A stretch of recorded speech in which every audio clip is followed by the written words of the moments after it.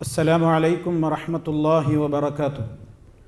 الحمد لله رب العالمين والعاقبة للمتقين ولا عدوان إلا على الظالمين. اللهم صل وسلم وبارك على عبدك ورسولك محمد صلى الله عليه وسلم وعلى آله وأزواجه وصحبه ومن تبعهم بإحسان إلى يوم الدين. أما بعد فإن خير الكلام كلام الله وخير الهدي هدي محمد صلى الله عليه وسلم وشر الأمور محدثاتها وكل محدثة بدعة وكل بدعة ضلالة. أعوذ بالله من الشيطان الرجيم. ولله على الناس حج البيت من استطاع إليه سبيلا ومن كفر فإن الله غني عن العالمين. സ്നേഹമുള്ള സത്യവിശ്വാസികളെ, വിശ്വാസിനികളെ, സഹോദരി സഹോദരന്മാരെ, സുഹൃത്തുക്കളെ, അല്ലാഹു സുബ്ഹാനഹു വ തആലയുടെ മഹത്തായ തൗഫീഖ് മുഖേന ഇസ്ലാമിൻ്റെ പഞ്ചസ്തംഭങ്ങളിൽ അഞ്ചാമതായി നമ്മളെല്ലാവരും മനസ്സിലാക്കിയിട്ടുള്ളതും എണ്ണിവരുന്നതുമായ പരിശുദ്ധമായ ഹജ്ജ് കർമ്മത്തെയും ഉംറ കർമ്മത്തെയും ശരിയായ നിലക്ക് ഒരു മുസ്ലിം നിർവഹിക്കുവാൻ ആവശ്യമായ ഏതെല്ലാം കാര്യങ്ങൾ അവൻ ശ്രദ്ധിക്കേണ്ടതുണ്ട് എന്നതിലേക്ക് ചില സൂചനകൾ നൽകുവാനാണ് ഈ അവസരം ഞാൻ ഉപയോഗപ്പെടുത്തുന്നത്.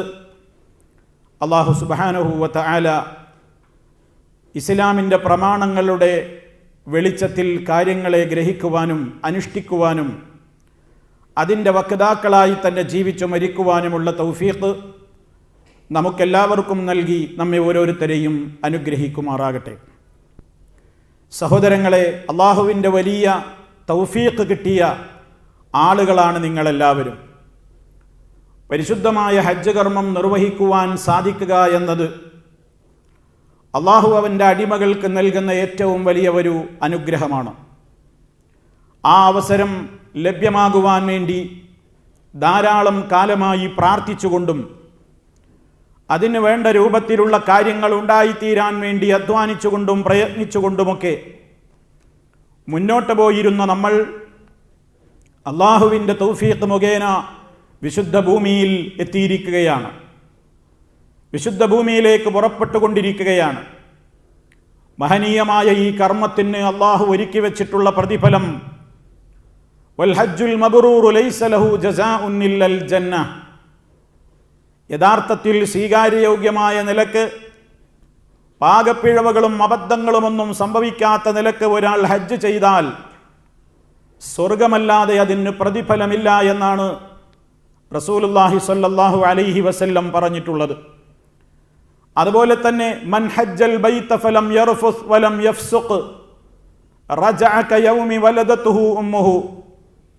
ആരെങ്കിലും പരിശുദ്ധ കഅബാലയത്തിൻ്റെ സമീപത്ത് പോയി ഹജ്ജ് നിർവഹിക്കുകയും ആ ഹജ്ജിൻ്റേതായ കൃത്യതയ്ക്ക് വിരുദ്ധമാകുന്ന രൂപത്തിലുള്ള അനാവശ്യ ഭാഷണങ്ങളും അതുപോലെ തന്നെ അബദ്ധകരമായ പ്രവർത്തനങ്ങളും മാറ്റി നിർത്തുകയും കൃത്യമായി അതിൻ്റേതായ രീതിയിൽ ഹജ്ജ് നിർവഹിക്കുവാൻ ഒരാൾക്ക് സാധിച്ചാൽ തൻ്റെ സ്വന്തം മാതാവ് അവനെ പ്രസവിച്ച ആദ്യ ദിനത്തിലെ പോലെ പരിശുദ്ധനായിക്കൊണ്ടാണ് ഒരു ഹാജി പുണ്യഭൂമിയിൽ നിന്ന് മടങ്ങി വരുന്നത് എന്ന അർത്ഥത്തിൽ റസൂലുള്ളാഹി സ്വല്ലല്ലാഹു അലൈഹി വസല്ലം നമുക്ക് പഠിപ്പിച്ചു തന്നിരിക്കുകയാണ്. അതുകൊണ്ട് തന്നെ സുഹൃത്തുക്കളെ, പരിപാവനമായ ഒരു കർമ്മമാണ് നമ്മൾ ചെയ്യേണ്ടത്. ആ കർമ്മം കേവലം ജീവൻ നഷ്ടപ്പെട്ട ചില ചടങ്ങുകളായിക്കൊണ്ട് അതപ്പതിച്ചു പോകാൻ പാടില്ല.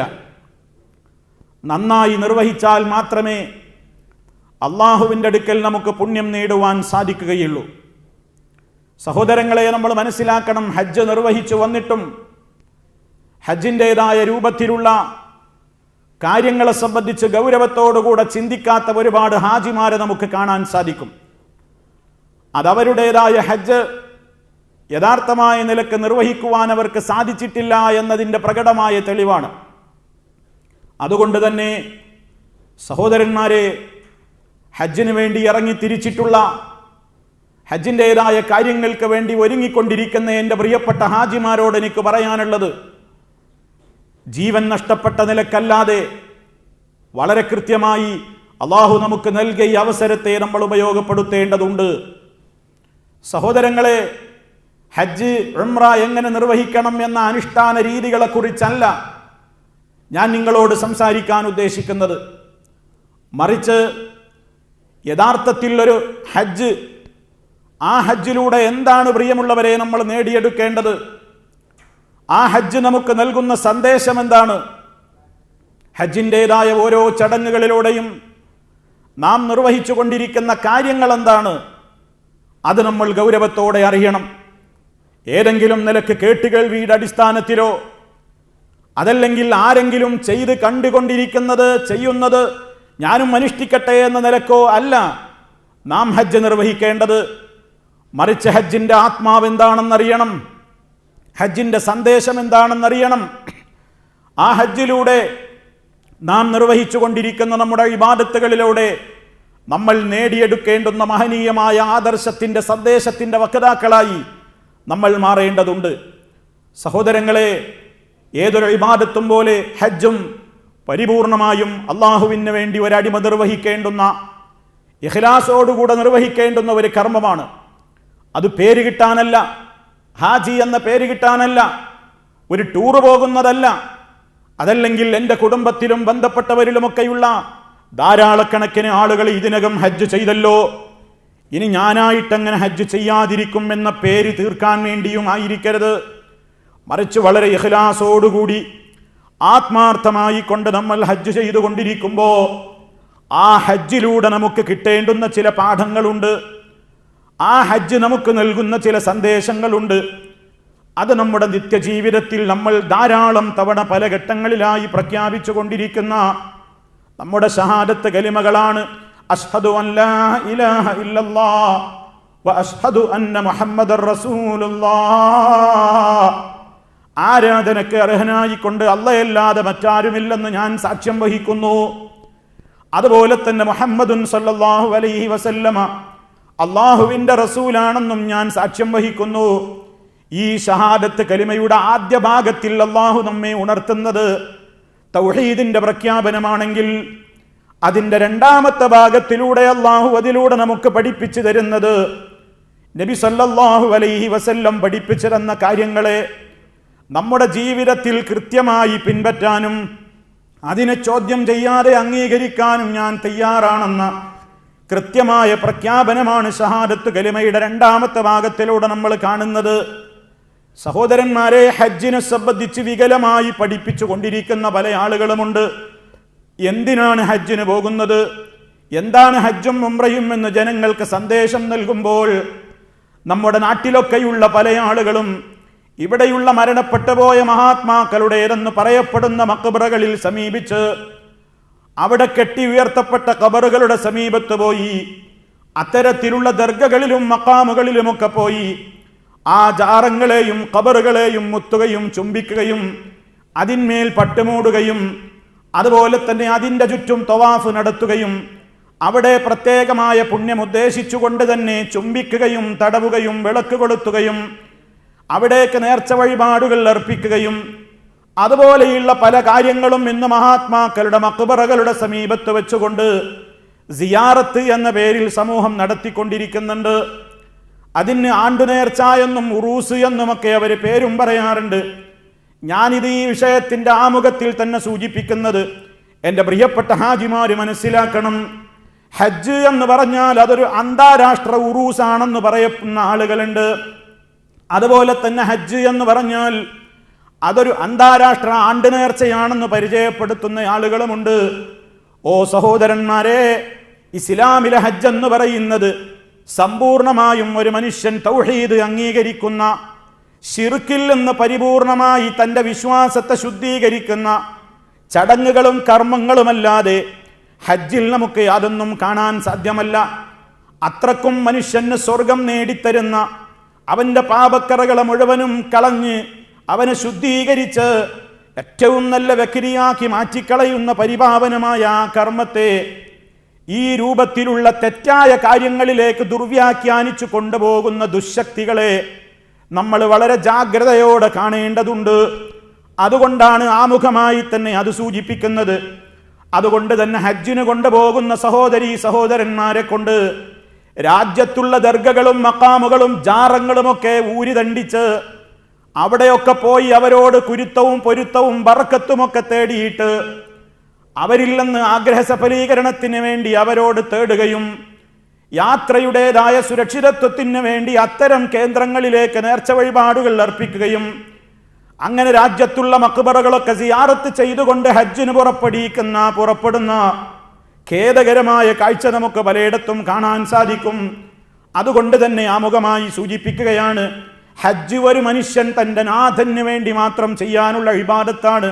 വലില്ലാഹി അലന്നാസ് ഹജ്ജുൽ ബൈത്തി മൻ ഇസ്തതാഅ ഇലൈഹി സബീലാ. അല്ലാഹുവിന് വേണ്ടി മനുഷ്യന്മാർ ചെയ്യേണ്ടുന്ന കടമയാണത്, മനുഷ്യർക്കുള്ള ബാധ്യതയാണത്. അവിടേക്ക് എത്തിപ്പെടാനും ഇബാദത്തുകൾ നിർവഹിക്കാനുമുള്ള ശാരീരികമായും അതുപോലെ തന്നെ സാമ്പത്തികമായും അങ്ങോട്ട് യാത്രാ സംബന്ധമായുമുള്ള മുടക്കങ്ങളും പ്രയാസങ്ങളും പ്രതിബന്ധങ്ങളും ഒന്നുമില്ലാത്ത ആളുകൾ ഹജ്ജിന് പോകൽ അവരുടെ ആയുഷ്കാലത്തിൽ ഒരിക്കലെങ്കിലും നിർബന്ധമാണെന്ന് ഇസ്ലാം പഠിപ്പിക്കുമ്പോൾ അതിൽ നടത്തിക്കൊണ്ടിരിക്കുന്ന ഓരോ കർമ്മങ്ങളും മനുഷ്യൻ അവൻ്റെ ജീവനേക്കാൾ സ്നേഹിക്കുന്ന ലാ ഇലാഹ ഇല്ലല്ലാഹ് മുഹമ്മദുർ റസൂലുള്ളാഹ് എന്ന കൃത്യമായ ആദർശത്തിൻ്റെ പ്രഖ്യാപനമാണ്. അതാണ് ഒരു ഹാജി നേടിയെടുക്കേണ്ടത്. ഒരു ഹാജിക്ക് അവൻ്റെ ഹജ്ജിലൂടെ ലഭ്യമാവേണ്ടത് അതാണ്. കാരണം കൃത്യമായി തൻ്റെ ഈമാൻ, തനിക്ക് തൻ്റെ നാഥന് ഹജ്ജ് സ്വീകരിക്കണം, തനിക്ക് നാളെ പരലോകത്ത് സ്വർഗം നേടണം, നരകവിമോചനം ലഭ്യമാകണം. ഏതൊരു കർമ്മവും സ്വീകരിക്കണമെങ്കിൽ ഇഖ്ലാസ് നിർബന്ധമാണ്. അള്ളാഹുവിന് വേണ്ടി 100% നിർവഹിക്കണം. മറ്റൊരാളുടെ പൊരുത്തം ഉദ്ദേശിച്ചുകൊണ്ട്, മറ്റൊരാളുടെ ബറക്കത്ത് ഉദ്ദേശിച്ചുകൊണ്ട്, മറ്റൊരാളിൽ നിന്ന് പുണ്യം പ്രതീക്ഷിച്ചുകൊണ്ടല്ല നിർവഹിക്കേണ്ടത്. ഏകനായ സർവലോക പരിപാലകനായ അല്ലാഹുവിൽ നിന്ന് മാത്രം പ്രതിഫലം മോഹിച്ചുകൊണ്ട് ഇഖ്ലാസോടുകൂടി ശുദ്ധമായ ധനത്തോടുകൂടി. മാത്രമല്ല മഹാനായ റസൂലുള്ളാഹി സ്വല്ലല്ലാഹു അലൈഹി വസല്ലം ആയിരക്കണക്കിന് സഹാബിമാരെ സാക്ഷ്യം നിർത്തിക്കൊണ്ട് അവിടുന്ന് പുണ്യഭൂമിയിൽ വെച്ച് അവിടുത്തെ വിടവാങ്ങൽ ഹജ്ജിന്റെ ഓരോ ചടങ്ങുകളും കാണിച്ചു കൊടുത്തുകൊണ്ട് സഹാബിമാരോട് അവിടുന്ന് പറഞ്ഞിട്ടുണ്ട്, ഓ സഹാബിമാരെ, ഖുദൂ അന്നീ മനാസികക്കും, നിങ്ങളുടെ ഹജ്ജിന്റെ അനുഷ്ഠാന രീതികൾ നിങ്ങൾ എന്നിൽ നിന്ന് സ്വീകരിക്കുവീൻ. അഥവാ നബി സല്ലല്ലാഹു അലൈഹി വസല്ലമ പഠിപ്പിച്ചു തന്നതുപോലെ കൃത്യമായി അച്ചടക്കത്തോടെ അതിൻ്റെ നിയമങ്ങളെ കൂട്ടാതെ കുറയ്ക്കാതെ വളരെ കണിശമായും കൃത്യമായും നിർവഹിക്കുന്നത് ഇഖ്ലാസോടുകൂടി നമ്മൾ നിർവഹിക്കുകയും ചെയ്താൽ മാത്രമാണ് അല്ലാഹു സുബ്ഹാനഹു വ തആല അത് സ്വീകരിക്കുന്നത്. ഈ അടിസ്ഥാനത്തിൽ നിന്നുകൊണ്ട് വേണം പ്രിയമുള്ളവരെ ഹജ്ജിന്റെ ആത്മാവ് എന്താണെന്ന് നമ്മൾ പഠിക്കാൻ, ഹജ്ജിന്റെ ചൈതന്യം എന്താണെന്ന് നമ്മൾ മനസ്സിലാക്കാൻ. ഒന്നാമതായി തന്നെ ഒരു ഹാജി അവൻ്റെ ഹജ്ജിലേക്ക് പ്രവേശിക്കുന്നത് ഹജ്ജിലാണെങ്കിലും ഉംറയിലാണെങ്കിലും ഇഹ്റാമിലൂടെയാണല്ലോ. ഇഹ്റാം നിർവഹിക്കാൻ വേണ്ടി ഓരോ പ്രദേശത്തു നിന്നും വരുന്ന ഹാജിമാർക്ക് അല്ലാഹു അവൻ്റെ റസൂലിന് വഹി അറിയിച്ചു കൊടുത്തതിലൂടെ ചില പ്രത്യേകമായ സ്ഥലങ്ങൾ നിശ്ചയിച്ചിട്ടുണ്ട്. അതിനാണ് മീഖാത്ത് എന്ന് പറയുന്നത്. അവിടെ വെച്ചാണ് ഹാജിമാരി കുളിച്ച് ശുദ്ധിയായി, അതുപോലെ തന്നെ അവരുടെ വസ്ത്രങ്ങൾ മാറ്റിയിട്ട് ഇസ്ലാം നിശ്ചയിച്ചിട്ടുള്ള നിയമങ്ങൾ പാലിച്ചുകൊണ്ടുള്ള വസ്ത്രധാരണ രീതികൾ സ്ത്രീകളും പുരുഷന്മാരുമൊക്കെ അണിഞ്ഞുകൊണ്ട് അവിടെ നിന്നാണ് ഹജ്ജിന്റെ പ്രഖ്യാപനം അവർ നടത്തുന്നത്, അതല്ലെങ്കിൽ ഉംറയുടെ പ്രഖ്യാപനം നടത്തുന്നത്. ഈ അവസരത്തിൽ സഹോദരന്മാരെ, ഏത് സ്ഥലത്ത് വെച്ചാണ് ഇഹ്റാമിൽ പ്രവേശിക്കേണ്ടത്? അല്ലാഹു അവൻ്റെ റസൂലിലൂടെ നമുക്ക് പഠിപ്പിച്ചു തന്ന അതേ സ്ഥലത്ത് വെച്ച് മാത്രമേ ഇഹ്റാമിൽ പ്രവേശിക്കാൻ പാടുള്ളൂ. ആർക്കെങ്കിലും തോന്നുകയാണ് കുറച്ചുകൂടി ഇപ്പുറത്ത് വെച്ച് ഇഹ്റാം കെട്ടിയാൽ എന്താ, കുറച്ചുകൂടി നേരത്തെ അള്ള പറഞ്ഞ നിയമങ്ങളൊക്കെ ഒന്ന് അനുസരിച്ച് കൂടുതൽ തഖ്വ കിട്ടാനാണെന്ന നിലക്ക് ആരെങ്കിലും അല്ലാഹു അവൻ്റെ റസൂലിലൂടെ നിശ്ചയിച്ചിട്ടുള്ള ആ മീഖാത്തിനപ്പുറം അതിൻ്റെ ഇപ്പുറത്ത് വെച്ച് കുറച്ചുകൂടി ഇപ്പുറത്ത് വെച്ച് ഞാൻ ഇഹ്റാമിൽ പ്രവേശിക്കുകയാണെന്ന് പറഞ്ഞാൽ അവൻ്റെ ഇഹ്റാം സ്വീകാര്യമല്ല. അവൻ്റെ കർമ്മങ്ങൾ അല്ലാഹുവിന് വേണ്ട. കാരണം അവൻ മുഹമ്മദുർ റസൂലുള്ളാഹി സ്വല്ലല്ലാഹു അലൈഹി വസല്ലമ പഠിപ്പിച്ചു തന്നിട്ടുള്ള നിയമങ്ങളിൽ നിന്ന് പുറത്തു ചാടുകയാണ്. ഞാൻ എൻ്റെ സഹോദരങ്ങളോടൊരു സംഭവം കേൾപ്പിക്കട്ടെ. മഹാനായ മദീനത്ത് അറിയപ്പെട്ടിരുന്ന പ്രസിദ്ധനായ ഇമാം മാലിക് ഇബ്നു അനസ് റഹിമത്തുള്ളാഹി അലൈഹി, അദ്ദേഹത്തിൻ്റെ അടുക്കൽ ഒരാൾ വന്നുകൊണ്ട് ചോദിക്കുകയാണ്, മദീനത്ത് വെച്ച് ഞാൻ എവിടെ നിന്നാണ് ഇഹ്റാമിൽ പ്രവേശിക്കേണ്ടത്? അദ്ദേഹം പറഞ്ഞു, മദീനക്കാർക്ക് നബിതങ്ങൾ നിശ്ചയിച്ചതും നബിതങ്ങൾ ഇഹ്റാം നിർവഹിച്ചതുമായ ദുൽഹുലൈഫയുണ്ട്, ഇന്നത്തെ ബിർ അലി എന്ന് പറയപ്പെടുന്ന സ്ഥലം. ആ ദുൽഹുലൈഫയിൽ നിന്നാണ് ഇഹ്റാമിൽ പ്രവേശിക്കേണ്ടത് എന്ന് പറഞ്ഞപ്പോൾ ആ മനുഷ്യൻ പറഞ്ഞു, ഞാൻ അതിൻ്റെയൊക്കെ എത്രയോ ഇപ്പുറത്ത് വെച്ച്, മദീനത്ത് വെച്ച് നബി സല്ലല്ലാഹു അലൈഹി വസല്ലമിൻ്റെ പള്ളിയുടെ സമീപത്ത് വെച്ച് തന്നെ ഞാനിതാ ഇഹ്റാമിൽ പ്രവേശിക്കാൻ ഉദ്ദേശിക്കുകയാണെന്ന് പറഞ്ഞപ്പോൾ ഇമാം മാലിക് ഇബ്നു അനസ് റഹ്മത്തുള്ളാഹി അലൈഹി പറഞ്ഞു, ലാ തഫ്അൽ, ചെയ്യാൻ പാടില്ല. കാരണം ഫഇന്നി അഖ്ശാ അലൈക്കൽ ഫിത്ന, ഞാൻ നിനക്ക് ഫിത്ന ഭയപ്പെടുകയാണ്. അദ്ദേഹം ചോദിച്ചു, ഇങ്ങനെ ഇത് ചെയ്യുന്നതിൽ എന്ത് ഫിത്നയാണുള്ളത്? എന്ത് ഫിത്നയാണുള്ളത്? കുറച്ചുകൂടി നേരത്തെ ഇപ്പുറത്ത് വെച്ച് തന്നെ ഞാൻ നിയമങ്ങളൊക്കെ പാലിച്ച് ഒരു പുണ്യകർമ്മത്തിലേക്ക് പ്രവേശിക്കുന്നതിൽ എന്ത് ഫിത്നയാണുള്ളതെന്ന് ഇമാം മാലിക് റഹ്മത്തുള്ളാഹി അലൈഹിയോട് ചോദിച്ചപ്പോൾ അദ്ദേഹം പറയുന്ന മറുപടി, വഅയ്യു ഫിത്നത്തിൻ അഅ്ളമു മിൻ അൻ തറാ അന്നക സബഖത ഇലാ ഫളീലത്തിൻ, നീദാ നബി സല്ലല്ലാഹു അലൈഹി വസല്ലം അല്ലാഹുവിൻ്റെ റസൂലിന് മനസ്സിലാകാത്ത ഒരു ശ്രേഷ്ഠതയിലേക്ക് നീ മുൻകടന്നിരിക്കുന്നു, നബിതങ്ങൾക്കൊന്നും മനസ്സിലാകാത്ത ഒരു പുണ്യകർമ്മം നിനക്ക് കിട്ടിയിരിക്കുന്നു എന്ന തോതിൽ അതിൻ്റെയൊക്കെ അല്ലാഹുവിൻ്റെ റസൂൽ നിശ്ചയിച്ച സ്ഥലത്തേക്ക് പോകാതെ അതിൻ്റെയൊക്കെ ഇപ്പുറത്ത് വെച്ച് തന്നെ നീ തീരുമാനമെടുക്കുകയാണെങ്കിൽ അത് ശരിയായ തീരുമാനമല്ല. കാരണം വിശുദ്ധ ഖുർആൻ പറഞ്ഞിട്ടുണ്ട്, ഫൽയഹ്ദരില്ലദീന യുഖാലിഫൂന അൻ അംരിഹി അൻ തുസീബഹും ഫിത്നത്തുൻ ഔ യുസീബഹും അദാബുൻ അലീം. നബി സല്ലല്ലാഹു അലൈഹി വസല്ലമിന്റെ കൽപ്പനയ്ക്ക് എതിരെ പ്രവർത്തിക്കുന്ന ആളുകൾ മുഴുവനും ഭയപ്പെട്ടുകൊള്ളട്ടെ, അവർക്ക് വല്ല ഫിത്നയും ബാധിക്കുന്നത്, അതല്ലെങ്കിൽ വേദനയേറിയ ശിക്ഷ അവരെ പിടികൂടുന്നത് അവർ സൂക്ഷിച്ചു കൊള്ളട്ടെ, ഭയപ്പെട്ടുകൊള്ളട്ടെ എന്ന് പരിശുദ്ധ ഖുർആൻ പറഞ്ഞിട്ടുണ്ട്. ഈ സംഭവം പ്രിയപ്പെട്ട ഹാജിമാരെ എന്താണ് നമുക്ക് പഠിപ്പിച്ചു തരുന്നത്? ഇസ്ലാം നിശ്ചയിച്ചിടത്ത് നമ്മൾ നിൽക്കണം. നമ്മുടെ വകയായി നല്ലതല്ലേ എന്ന നിലക്ക് അനുഷ്ഠാനങ്ങൾ ചെയ്തുകൂടാ. നമ്മുടെ വകയായി നമ്മൾ ഹജ്ജിലോ ഉംറയുടെയോ കർമ്മങ്ങളിൽ കൂട്ടിച്ചേർത്തുകൂടാ. നമ്മുടെ വകയായി അതിൽ നിന്ന് വല്ലതും കമ്മി വരുത്താനും പാടില്ല.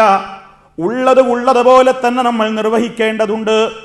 ആ ഒരടിസ്ഥാനം ഹജ്ജിൻ്റെയും ഉംറയുടെയും എല്ലാ ചടങ്ങുകളിലും നമ്മൾ ശ്രദ്ധിക്കണം. അതുകൊണ്ട് അള്ളാഹുവിൻ്റെ റസൂൽ നിശ്ചയിച്ച സ്ഥലത്ത് നിന്ന് ഹാജിമാരി ഇഹ്റാമിൽ പ്രവേശിച്ച് അവരതാ ഹജ്ജിൻ്റെയും ഉംറയുടെയും ഒക്കെ പ്രഖ്യാപനം നടത്തുകയാണ്. ആ പ്രഖ്യാപനം നടത്തിയ സമയം മുതലതാ അവർ ചൊല്ലിക്കൊണ്ടിരിക്കുന്ന തെൽബിയത്ത്, ആ തെൽബിയത്ത് തന്നെയും ഈ ഹജ്ജിന്റെ ജീവനാണ് നമുക്ക് പഠിപ്പിച്ചു തരുന്നത്. ഓ ഹാജിമാരെ, ഇഹ്റാമിൽ പ്രവേശിച്ചത് മുതൽ നമ്മൾ നിർവഹിച്ചു കൊണ്ടിരിക്കുന്ന തെൽബിയത്തുണ്ടല്ലോ, ലബ്ബൈക അല്ലാഹുമ്മ ലബ്ബൈക ലബ്ബൈക ലാ ശരീക ലക് ഇന്നൽ ഹംദ വന്നിഅമത ലക വൽ മുൽക്ക് ലാ ശരീക ലക് ലബ്ബൈക അല്ലാഹുമ്മ ലബ്ബൈക ലബ്ബൈക ലാ ശരീക ലക ലബ്ബൈക ഇന്നൽ ഹംദ വന്നിഅമത ലക വൽ മുൽക്ക് ലാ ശരീക ലക്. ഈ പ്രഖ്യാപനത്തിലൂടെ ലബ്ബൈക അല്ലാഹുമ്മ, അല്ലാഹുവേ നീ പറയുന്നത് മുഴുവനും അനുസരിച്ചുകൊണ്ട്, നിന്റെ കൽപ്പനകളെ മുഴുവനും ശിരസാവഹിച്ചുകൊണ്ട്, വിനീതനായ അടിമയായിക്കൊണ്ട്, നീ പറഞ്ഞിടത്ത് നിൽക്കാൻ അനുസരണയുള്ളവരടിമയായിക്കൊണ്ട് ഞാൻ തയ്യാറാണെന്ന പ്രഖ്യാപനമാണ് തെൽബിയത്തിലൂടെ ഹാജിമാര് മുഴക്കുന്നത്. അതോടൊപ്പം അവർ റബ്ബിനോട് പറയുന്നു, റബ്ബേ നിനക്ക് യാതൊരു പങ്കാളിയുമില്ല, നിന്റെ പ്രീതി മാത്രം ഉദ്ദേശിച്ചുകൊണ്ടാണ് ഞാൻ ഹജ്ജും ഉംറയും ചെയ്യുന്നത്, നിനക്ക് വേണ്ടി മാത്രമാണ് ഞാൻ ചെയ്യുന്നത്, നിന്നിൽ നിന്നാണ് ഞാൻ മുഴുവൻ രക്ഷയും പ്രതീക്ഷിക്കുന്നത്, നിനക്കാണെങ്കിൽ യാതൊരു പങ്കാളിയുമില്ല, എല്ലാ സ്തുതിയും നിനക്കാണ് അർഹതപ്പെട്ടത്, മുഴുവൻ സ്തുതിക്കും അർഹതപ്പെട്ട ഒരേ ഒരു ശക്തി റബ്ബേ നീ മാത്രമാണ്. അതുപോലെ തന്നെ മുഴുവൻ അനുഗ്രഹങ്ങളും, എല്ലാ അനുഗ്രഹങ്ങളും ഞാൻ ആസ്വദിച്ചു കൊണ്ടിരുന്നതും ആസ്വദിച്ചു കൊണ്ടിരിക്കുന്നതുമായ എല്ലാ നിഅമത്തുകളും അല്ലാഹുവേ നിന്നിൽ നിന്ന് കിട്ടിയതാണ്. എനിക്ക് ലഭ്യമായിട്ടുള്ളതും എല്ലാ കാര്യങ്ങളും അല്ലാഹുവേ നിന്നിൽ നിന്ന് മാത്രമാണ്. സർവാധികാരവും ആധിപത്യവും നിനക്ക് മാത്രമാണ്. ലാ ശരീക ലക, നിനക്കൊരു പങ്കാളിയുമില്ല. എന്നിങ്ങനെ സർവ്വലോക പരിപാലകനായ അല്ലാഹുവിന്റെ കഴിവിനെ അംഗീകരിച്ചുകൊണ്ടും തന്റെ കഴിവുകേടിനെയും ദുർബലതയെയും പ്രഖ്യാപിച്ചുകൊണ്ടും തൗഹീദിനെ അരക്കിട്ടുറപ്പിച്ചുകൊണ്ട് സർവ്വലോക പരിപാലകനായ അല്ലാഹുവിലേക്ക് മാത്രം തന്റെ മനസ്സിനെ തിരിച്ചു വെച്ച് അവനിൽ നിന്ന് മാത്രം ഗുണത്തെ പ്രതീക്ഷിച്ചുകൊണ്ട് അവന്റെ രക്ഷയെ പ്രതീക്ഷിച്ചുകൊണ്ട് ഇഖ്ലാസോടെ ഹാജിമാരിങ്ങനെ അവനെ സ്തുതിച്ചുകൊണ്ട് മുന്നേറുന്ന കാഴ്ചയാണ് തൽബിയത്തിലൂടെ നമുക്ക് കാണാൻ സാധിക്കുന്നത്. ആ രൂപത്തിൽ പ്രിയപ്പെട്ടവരെ, നബി സല്ലല്ലാഹു അലൈഹി വസല്ലം നമുക്ക് പഠിപ്പിച്ചു തന്നതുപോലെ ഇഹ്റാമിൽ പ്രവേശിക്കുകയും അവിടുന്ന് നിശ്ചയിച്ച ദിക്റുകളും ദുആകളും നിർവഹിക്കുകയും അതുപോലെ തന്നെ അതിൻ്റെ ആശയങ്ങൾ ശരിക്കും നിർവഹിച്ചുകൊണ്ട് പുരുഷന്മാരതാ തവാഫിന്റെ ഘട്ടത്തിൽ ആ പരിശുദ്ധമായ കഅബയുടെ സമീപത്ത് പോയി നിൽക്കുമ്പോൾ തവാഫ് ആരംഭിക്കുന്ന വേളയിൽ അവരുടെ ഡ്രസ്സൊന്ന് മാറ്റം വരുത്തുന്നു. അഥവാ അവന്റെ വലതുഭാഗത്തെ ചുമൽ ഭാഗം വെളിവാക്കിക്കൊണ്ട് പ്രത്യേകമായ രീതിയിൽ അവന്റെ മേൽമുണ്ട് ധരിച്ചുകൊണ്ട് അവനതാ തവാഫ് ആരംഭിക്കുകയാണ്. ആ തവാഫ് ആരംഭിക്കുന്ന വേളയിൽ മാത്രമേ ഇങ്ങനെ ഈ രൂപത്തിൽ വസ്ത്രം മേൽമുണ്ട് ധരിക്കേണ്ടതുള്ളൂ. ചില ആളുകളൊക്കെ മീഖാത്തിൽ വെച്ച് ഇഹ്റാമിൽ പ്രവേശിക്കുന്ന അതേ സമയം മുതൽ തന്നെ ഈ രീതിയിൽ വസ്ത്രം ഇങ്ങനെ വലതുഭാഗത്തെ ചുമൽ ഒഴിവാക്കിക്കൊണ്ട് ആ രൂപത്തിൽ പുരുഷന്മാർ വസ്ത്രം ധരിച്ച് കാണാറുണ്ട്. അത് നബിചര്യയിൽപ്പെട്ടതല്ല. മേൽമുണ്ട് ശരിക്കും ചുമലിൽ രണ്ട് ചുമലും മറയുന്ന നിലക്ക് തന്നെയാണ് ധരിക്കേണ്ടത് പുരുഷന്മാര്. എന്നാൽ തവാഫിന്റെ വേളയിൽ മേൽമുണ്ട് അവന്റെ പ്രത്യേകമായ രീതിയിൽ അവൻ മാറ്റിവെച്ചുകൊണ്ട് ആദ്യമായി അവൻ നിർവഹിക്കുന്ന തവാഫിന്റെ വേളയിൽ വലതുഭാഗത്തെ ചുമൽ വെളിവാകുന്ന നിലക്ക് അവന്റെ മേൽമുണ്ട് മാറ്റിയിട്ടാണ് അവൻ തവാഫ് ആരംഭിക്കേണ്ടത്. അല്ലാഹു സുബ്ഹാനഹു വ തആല നിശ്ചയിച്ച സ്ഥലത്ത് നിന്നാണ് നിർവഹിക്കേണ്ടത്. ഹാജിമാര് ദുൽഹജ്ജ് 8-ന് അവൻ ഇഹ്റാമിൽ പ്രവേശിക്കുമ്പോൾ അവർ താമസിക്കുന്ന സ്ഥലം എവിടെയാണോ ആ താമസിക്കുന്ന സ്ഥലത്ത് വെച്ചാണ് മക്കയിൽ താമസിച്ചു കൊണ്ടിരിക്കുന്ന ആളുകൾ അഥവാ ഉംറ നിർവഹിച്ചു കഴിഞ്ഞ് പിന്നെ കുറെ കാലം വീണ്ടും മക്കയിൽ സാധാരണ ജീവിതം ജീവിച്ച് ദുൽഹജ്ജ് 8-ന് വീണ്ടും ഹജ്ജിന് വേണ്ടിയുള്ള ഇഹ്റാമിൽ പ്രവേശിക്കുമ്പോൾ അത് മക്കത്തെ പള്ളിയിൽ പോയി മസ്ജിദുൽ ഹറാമിൽ പോയിട്ട് ഇഹ്റാം ചെയ്യലാണ് ഏറ്റവും ഉത്തമം എന്നൊരു തെറ്റിദ്ധാരണ ആരിലൊക്കെയോ കടന്നുകൂടിയിട്ടുണ്ട്. അതും തിരുത്തപ്പെടേണ്ട ധാരണയാണ്. അവരവർ താമസിക്കുന്നിടത്ത് വെച്ച് തന്നെയാണ് ദുൽഹജ്ജ് 8-ന് അവർ ഇഹ്റാമിൽ പ്രവേശിക്കേണ്ടത്. ശരി സഹോദരന്മാരെ, ഇനി തവാഫ് ചെയ്യുന്ന വേളയിൽ നമ്മൾ എന്ത് ശ്രദ്ധിക്കണം? നമ്മൾ എവിടെയാ പോയി നിൽക്കുന്നത്? ഏത് ഭവനത്തെയാണ് പ്രദക്ഷിണം വെക്കുന്നത്?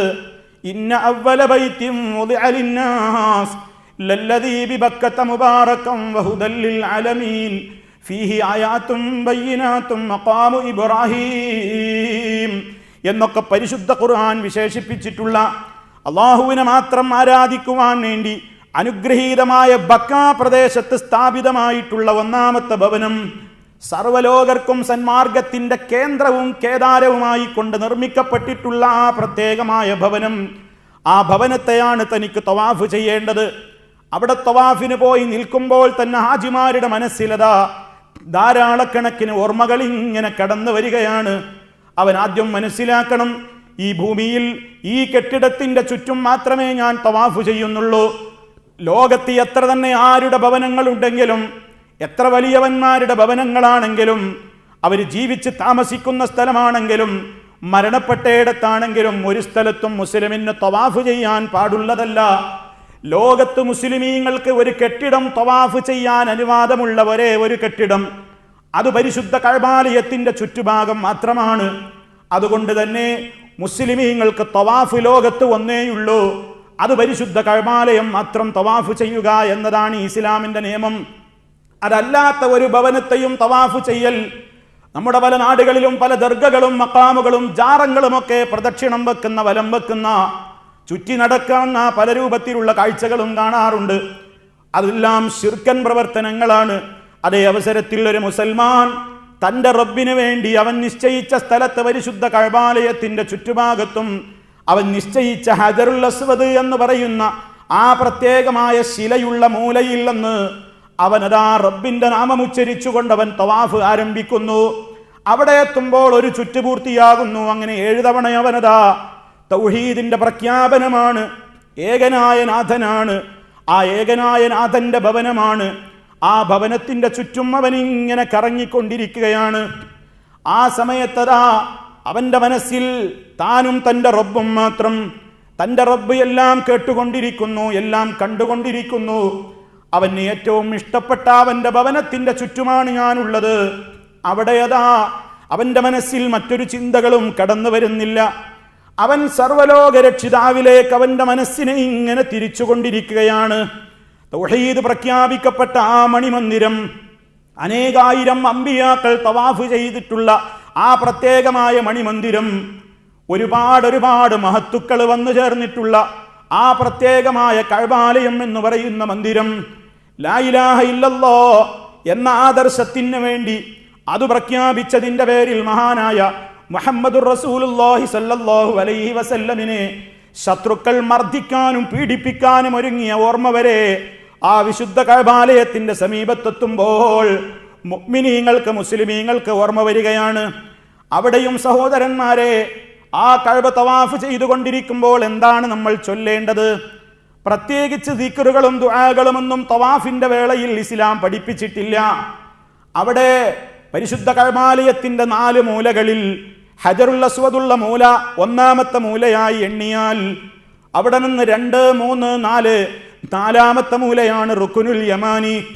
ആ റുക്നുൽ യമാനിയുടെയും ഹജറുൽ അസ്വദുള്ള മൂലയുടെയും ഇടയ്ക്ക് വെച്ച് അതിലൂടെ പാസ് ചെയ്യുമ്പോൾ, നടന്നുകൊണ്ടിരിക്കുമ്പോൾ റബ്ബനാ ആതിനാ ഫിദ്ദുനിയാ ഹസനതൻ വഫിൽ ആഖിറതി ഹസനതൻ വഖിനാ അദാബന്നാർ, ഞങ്ങളുടെ രക്ഷിതാവേ, നീ ഞങ്ങൾക്ക് ഈ ലോകത്ത് നല്ലത് തരണം, പരലോകത്ത് മരണാനന്തരവും നല്ലത് തരണം, നരകശിക്ഷയിൽ നിന്ന് നീ ഞങ്ങളെ കാത്തുകൊള്ളേണമേ എന്ന് സർവലോക പരിപാലകനായ റബ്ബിനെ വിളിച്ചുകൊണ്ടുള്ള പ്രാർത്ഥനയാണ് പ്രത്യേകിച്ച് ചൊല്ലാൻ പ്രത്യേകം നിയമിക്കപ്പെട്ടിട്ടുള്ള ഒരേ ഒരു പ്രാർത്ഥന. അതല്ലാത്ത സമയങ്ങളിലൊക്കെ നമുക്ക് മറ്റേത് കാര്യങ്ങൾക്ക് വേണ്ടിയും പ്രാർത്ഥിക്കാം. നമ്മുടെ ദുന്യവിയും ഉഖറവിയും അഥവാ ഐഹികവും പാരത്രികവുമായ നേട്ടങ്ങൾക്ക് വേണ്ടി ധാരാളമായി അല്ലാഹുവിനോട് ചോദിക്കേണ്ടുന്ന സന്ദർഭമാണത്.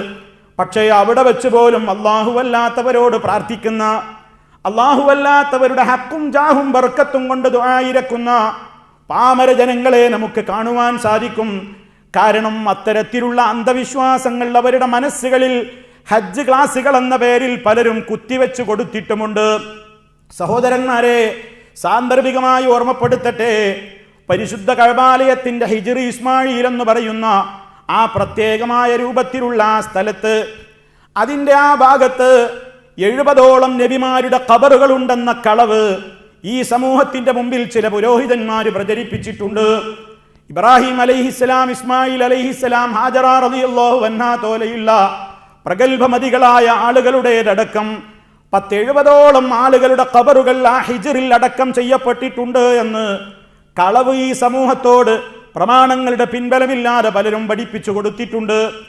മാത്രമല്ല, അത് ഓർമ്മ വരുന്ന അത്തരത്തിൽ പഠിപ്പിക്കപ്പെട്ടിട്ടുള്ള ഒരു ഹാജി, അത് കേട്ട് അവിടേക്ക് എത്തിയിട്ടുള്ള ഒരു സഹോദരി, ഒരു സഹോദരൻ, അവനോട് വേറെയും പറഞ്ഞിട്ടുണ്ട്, ഹജ്ജ് എന്ന് പറഞ്ഞാൽ അന്താരാഷ്ട്ര ഉറൂസാണ്, ഹജ്ജ് എന്ന് പറഞ്ഞാൽ അതൊരു ആണ്ട് നേർച്ചയാണെന്ന് പറയുമ്പോൾ ആ സാധു മനുഷ്യൻ തെറ്റിദ്ധരിച്ചു പോവുകയാണ്. ഈ പരിശുദ്ധ കഅബാലയത്തിന്റെ ഹിജ്ർ ഭാഗത്ത് അതേ ഇബ്രാഹിം അലൈഹിസ്സലാം അടക്കമുള്ള ഒരുപാട് അനേകം അമ്പിയാക്കളുടെ ഖബറുണ്ടെങ്കിൽ, ഞാൻ ആണ്ട് നേർച്ചക്ക് പോയപ്പോ ഞാൻ പലരോടും വിളിച്ചു ദുആ ചെയ്തിട്ടുണ്ട്. ആ ഖബറിൽ കിടക്കുന്ന മഹാത്മാക്കളോട് ഞാൻ വിളിച്ച് സങ്കടം പറഞ്ഞിട്ടുണ്ട്. രോഗശമനത്തിന് വേണ്ടി ഞാൻ അവരോട് തേടിയിട്ടുണ്ട്. ആഗ്രഹ സഫലീകരണത്തിന് വേണ്ടി ഞാൻ അവരെ വിളിച്ചു തേടിയിട്ടുണ്ട്. എങ്കിൽ ഇത്രയേറെ മഹാന്മാര് 70ഓളം ആളുകൾ ഇവിടെ കിടക്കുന്നുവെങ്കിൽ, അവരുടെ ഖബറുകൾ ഇവിടെ ഉണ്ടെങ്കിൽ, ഞാൻ എന്തിനു അവസരം പാഴാക്കണം എന്ന നിലക്ക് ആ ഹിജ്റിന്റെ ഭാഗത്തുകൂടെ അവർ പോകുമ്പോ അവര് അമ്പിയാക്കളോട് തേടിയാൽ, അതല്ലെങ്കിൽ യാ ഇബ്രാഹിം, യാ ഇസ്മായിൽ, അതല്ലെങ്കിൽ യാ ഹാജറ എന്നിങ്ങനെ ഇബ്രാഹിം നബിയെ രക്ഷിക്കണേ, ഇസ്മായിൽ നബിയെ രോഗം ശിഫയാക്കണേ, ഹാജറ ബീവിയെ എൻ്റെ ആഗ്രഹങ്ങൾ സഫലീകരിച്ചു തരണേ എന്നെങ്ങാനും പറഞ്ഞു പോയാൽ ആരാണതിന് ഉത്തരവാദി? പിന്നെ എന്തിന് ലക്ഷങ്ങൾ ചെലവഴിച്ച് ഹാജിമാരെ നിങ്ങൾ അങ്ങോട്ട് വന്നു? എന്തിനങ്ങോട്ട് പോയി? അപ്പൊ അല്ലാത്തവരോടുള്ള ഒരു പ്രാർത്ഥനയും ഹജ്ജിന്റെ ഒരു ചടങ്ങുകളിലുമില്ല. ഇഹ്റാമിന്റെ സമയം മുതൽ പ്രഖ്യാപിക്കുന്ന ലബ്ബൈക് അല്ലാഹുമ്മ ലബ്ബൈക്, അത് മുതൽക്ക് ഹജ്ജിന്റെ ഓരോ ചടങ്ങുകളിലും കർമ്മങ്ങളിലുമൊക്കെ മുഴച്ചു നിൽക്കുന്നത് ഏകനായ അല്ലാഹുവിന്റെ തൗഹീദിനെ അരക്കിട്ടുറപ്പിക്കുന്ന പ്രഖ്യാപനങ്ങൾ മാത്രമാണ്. മഹാത്മാക്കളെ ഓർക്കുന്നത് ഇസ്ലാമിൽ ശിർക്കല്ല. ചിലരൊക്കെ അങ്ങനെ തെറ്റിദ്ധരിച്ചു പോയിട്ടുണ്ട്. അവർ പലപ്പോഴും നമ്മോട് ചോദിക്കാറുണ്ട്, മൗലൈമാരെ, നിങ്ങളൊക്കെ ഹജ്ജിന് പോകുമ്പോൾ ഇബ്രാഹിം നബിയെ ഓർക്കാറില്ലേ? ഇസ്മായിൽ നബിയെ നിങ്ങൾ ഓർക്കാറില്ലേ? ഹാജറ ബീവിയെ ഓർമ്മ വരില്ലേ? അതൊക്കെ ഓർക്കുന്നത് തന്നെ ശിർക്കാവില്ലേ നിങ്ങൾക്കെന്ന് പറയുമ്പോൾ എത്ര തെറ്റിദ്ധരിപ്പിക്കലാണ് നടത്തുന്നത്. മഹാന്മാരായ അമ്പിയാക്കളെ മുഴുവനും അവിടെ വെച്ച് ഓർക്കുന്നതും തെറ്റല്ല. പക്ഷേ ഒരു നബിയോടും വിളിച്ചു പ്രാർത്ഥിച്ചുകൂടാ. ഇബ്രാഹിം നബിയെ, ഇസ്മായിൽ നബിയെ, ഹാജറ ബീവിയെ ഒരാളെയും വിളിച്ച് തേടാൻ പാടില്ല. ഒരു ചടങ്ങുകളിലും ഹജ്ജിൽ അത് പഠിപ്പിക്കപ്പെട്ടിട്ടില്ല. ഇനി അവരെ നേരിട്ട് വിളിച്ച് പ്രാർത്ഥിക്കുന്ന ഇസ്തിഗാസയോ നേരിട്ടുള്ള സഹായത്തേട്ടമോ നടത്തേണ്ടതില്ലെങ്കിൽ അവരുടെ ഹക്ക് ജാഹ് ബർക്കത്ത് കൊണ്ടുള്ള പ്രാർത്ഥന ഹജ്ജിന്റെ ഏതെങ്കിലും ചടങ്ങുകളിലുണ്ടോ? ബിഹക്ക് ഇബ്രാഹിം, ഇബ്രാഹിം നബിയുടെ ഹക്ക് കൊണ്ട്, ഇസ്മായിൽ അലൈഹിസ്സലാമിന്റെ ജാഹ് കൊണ്ട്, അതുപോലെ തന്നെ ഹാജറ റളിയല്ലാഹു അൻഹയുടെ ബറക്കത്ത് കൊണ്ട് എൻ്റെ പാപം പൊറുക്കണേ, എൻ്റെ രോഗം ശിഫയാക്കണേ, എൻ്റെ ആഗ്രഹം സഫലീകരിച്ച് തരണേ അല്ലാ എന്ന് അള്ളാനോട് ഇവരുടെ ഹക്ക് ജാഹ് ബർക്കത്ത് പറഞ്ഞുകൊണ്ടുള്ള ഒരു ദുആ പോലും ഹജ്ജിന്റെ ചടങ്ങുകളിൽ എവിടെയും നമുക്ക് കാണാൻ സാധ്യമല്ല. അതുകൊണ്ട് തന്നെ ആ പ്രഖ്യാപിക്കുന്ന തൽബിയത്തിന്റെ ആശയത്തിന് വിരുദ്ധമായതൊന്നും തന്നെ ഹജ്ജിൽ ഹാജിമാർക്ക് നിർവഹിക്കാനില്ല.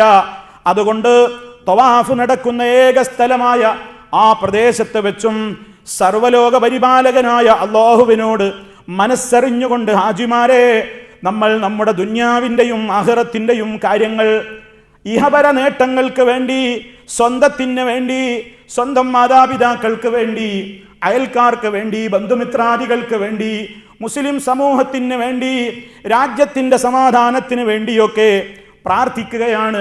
അങ്ങനെ തവാഫ് ചെയ്തുകൊണ്ടിരിക്കുമ്പോൾ പരിശുദ്ധ കഅബാലയത്തിന്റെ 2 സ്ഥലം മാത്രമാണ് പ്രത്യേകം നമുക്ക് തൊടൽ പുണ്യകരമായ സ്ഥലമുള്ളത്. അതിൽ ഒന്നാമത്തത് ഹാജിമാര് തവാഫ് ആരംഭിക്കുന്ന ഹജറുൽ അസ്വദുള്ള മൂലയിൽ ആ ഹജറുൽ അസ്വദിനെ തൊട്ട് ചുംബിക്കാൻ കഴിയുമെങ്കിൽ അത് പുണ്യമുള്ളതാണ്. ചുംബിക്കാനാവില്ലെങ്കിൽ കൈകൊണ്ട് തൊടുക. അതിനും സാധ്യമല്ലെങ്കിൽ അതിൻ്റെ നേരെ എത്തുമ്പോൾ കൈകൊണ്ട് ആംഗ്യം കാണിക്കുക. കൈകൊണ്ട് ആംഗ്യം കാണിക്കുമ്പോൾ ചില ആളുകളൊക്കെ വലത്തെ കൈകൊണ്ട് ആംഗ്യം കാണിക്കേണ്ടതിന് പകരം ഹജറുൽ അസ്വദിന്റെ നേരെ തിരിഞ്ഞു നിന്ന് നിസ്കാരത്തിൽ തക്ബീറത്തുൽ ഇഹ്റാം നിർവഹിക്കുന്നത് പോലെ 2 കൈകളും കൊണ്ട് ഇങ്ങനെ ആംഗ്യം കാണിക്കുന്നത് പലപ്പോഴും പുണ്യഭൂമിയിൽ വെച്ച് നമുക്ക് കാണാൻ ഇടവന്നിട്ടുണ്ട്. അത് ശരിയായ രീതിയല്ല. അത് ഇസ്ലാം പഠിപ്പിച്ച രീതിയല്ല. മറിച്ച് ഇസ്ലാം പഠിപ്പിക്കുന്ന രീതി വലത് കൈ കൊണ്ട് ഇങ്ങനെ ആംഗ്യം കാണിക്കുക, 2 കൈ പൊക്കി കാണിക്കേണ്ടുന്ന കാര്യമില്ല. അതുപോലെ തന്നെ പിന്നീട് നമുക്ക് 4ാമത്തെ മൂലയിൽ എത്തുമ്പോൾ അഥവാ റുക്കുനുൽ യമാനി, അവിടെ നമുക്ക് തൊട്ട് തടവാൻ അവസരം കിട്ടുമെങ്കിൽ അവിടെ തടവൽ സുന്നത്താണ്. തടവൽ ഇസ്ലാം നിശ്ചയിച്ച കാര്യമാണ്. ഇനി ഒരാൾക്ക് തടവാൻ സാധ്യമായില്ലെങ്കിലോ അവിടെ തടവേണ്ടതില്ല. അവൻ ആ ഭാഗത്തെത്തുമ്പോൾ കൈകൊണ്ട് ആംഗ്യം കാണിക്കേണ്ടതുമില്ല. വെറുതെ അങ്ങ് കടന്നു പോയാൽ മതി. തടവാൻ നിശ്ചയിക്കപ്പെട്ട റുക്കുനുൽ യമാനിയുടെ മുകളിലും അതിന്മേലും ചില ആളുകളൊക്കെ മുത്താനും ചുംബിക്കാനും തിരക്ക് കൂട്ടുന്നതായി കാണാം. അവിടെ ചുംബിക്കലും മുത്തലും സുന്നത്തില്ല, തടവൽ മാത്രമാണ് സുന്നത്ത്. ഹജറുൽ അസ്വദ് മാത്രമാണ് ലോകത്ത് ശിലകളിൽ പ്രത്യേകം ചുംബിക്കുന്നതും തടവുന്നതും ഒക്കെ പുണ്യം പ്രത്യേകമായി പറഞ്ഞിട്ടുള്ള കല്ലെന്ന് പറയുന്നത്. ആ ഹജറുൽ അസ്വദിന്റെ സമീപത്ത് പോലും അതിനെ ചുംബിക്കാൻ സാധ്യമാകുമെങ്കിൽ മാത്രമാണ് നമുക്കത് സുന്നത്തുള്ളത്. സാധ്യമാകില്ലെങ്കിൽ ലക്ഷക്കണക്കിന് ആളുകളുടെ സംഗമഭൂമിയിൽ ആ പ്രദേശത്ത് വെച്ച് തിക്കും തിരക്കും കൂട്ടിയിട്ട് ഹജറുൽ അസ്വദിനെ ചുംബിക്കലും അതിനെ കൈകൊണ്ട് തൊടലുമൊക്കെ ഒരു സുന്നത്ത് മാത്രമാണ്. പക്ഷേ ആ ഒരു സുന്നത്തെടുക്കാൻ വേണ്ടി ആണും പെണ്ണുമൊക്കെ പരസ്പരം സ്പർശിച്ചും തിരക്കിയും മറ്റുള്ളവനെ ദ്രോഹിച്ചും ആക്രമിച്ചും അവനെ കൈകൊണ്ട് തടഞ്ഞും അതുപോലെ തന്നെ ബലം പ്രയോഗിച്ചും ബഹളങ്ങൾ സൃഷ്ടിച്ചുമൊക്കെ ആ ഒരു സുന്നത്തെടുക്കാൻ വേണ്ടി ആളുകൾ തിക്കും തിരക്കും കൂട്ടുന്നത് കാണാം. ഹാജിമാരെ, നമ്മൾ അതിനു വേണ്ടി ശ്രമിക്കരുത്. നമുക്ക് അല്ലാഹു പ്രതിഫലം തരും. അവിടെയുള്ള ഹാജിമാരെ ദ്രോഹിക്കരുതെന്ന നിലക്ക്, ഞാനിതാ സമാധാനത്തോടുകൂടി എനിക്ക് ഇത്രയേ കഴിയൂ എന്ന നിലക്ക്, അവന് കഴിയാവുന്ന നിലക്ക് അവൻ മാറി നിന്ന് കൈകൊണ്ട് ആംഗ്യം കാണിച്ച് അള്ളാഹുവിൻ്റെ നാമം ഉച്ചരിച്ചാൽ തന്നെ അവന് ആ ചുംബിച്ച പ്രതിഫലം അല്ലാഹു തആല കൊടുക്കും. കാരണം അവൻ ചുംബിക്കുന്നത് വെറുപ്പുണ്ടായിട്ടല്ല, അവന് കഴിയാത്തത് കൊണ്ടാണ്. അതുകൊണ്ട് ആ ഉദ്ദേശത്തിന് തന്നെ പ്രതിഫലമുണ്ട്. അതുകൊണ്ട് തിരക്ക് കൂട്ടിയിട്ട് ഹറാമു ചെയ്യാൻ പോകരുത്, ഒരു സുന്നത്ത് കിട്ടാൻ വേണ്ടി എന്ന് പ്രത്യേകം ഓർമ്മപ്പെടുത്തുകയാണ്. അതുപോലെ തന്നെ പരിശുദ്ധ കഅബാലയത്തിൻ്റെ ഈ 2 മൂലകളല്ലാത്ത മറ്റേതെങ്കിലും മൂലകളിലോ അതല്ലെങ്കിൽ അതിൻ്റെ ചുമരുകളിലോ അതിന്മേൽ തൂക്കിയിട്ടിട്ടുള്ള ആ കർട്ടനിലോ ചുംബിക്കാനോ തൊടാനോ ഉമ്മ വെക്കാനോ അതല്ലെങ്കിൽ അതിന്മേൽ തടവിക്കൊണ്ട് ബറക്കത്തെടുക്കാനോ മഹാനായ റസൂലുള്ളാഹി സ്വല്ലല്ലാഹു അലൈഹി വസല്ലം നമുക്ക് പഠിപ്പിച്ചു തന്നിട്ടില്ല. അള്ളാഹുവിൻ്റെ റസൂലിലൂടെ പഠിപ്പിക്കപ്പെട്ടത് എന്താണോ അതാണ് ഇസ്ലാമിൽ ബറക്കത്തായി നമ്മൾ മനസ്സിലാക്കേണ്ടത്. അതുപോലെ തന്നെ സഹോദരിമാരെ, ആ പരിശുദ്ധ കഅബാലയത്തിന്റെ സമീപത്തെത്തുമ്പോൾ നിങ്ങൾക്ക് ഓർമ്മ വരില്ലേ മഹദിയായ ഹാജറ ബീവിയുടെ ധൈര്യം?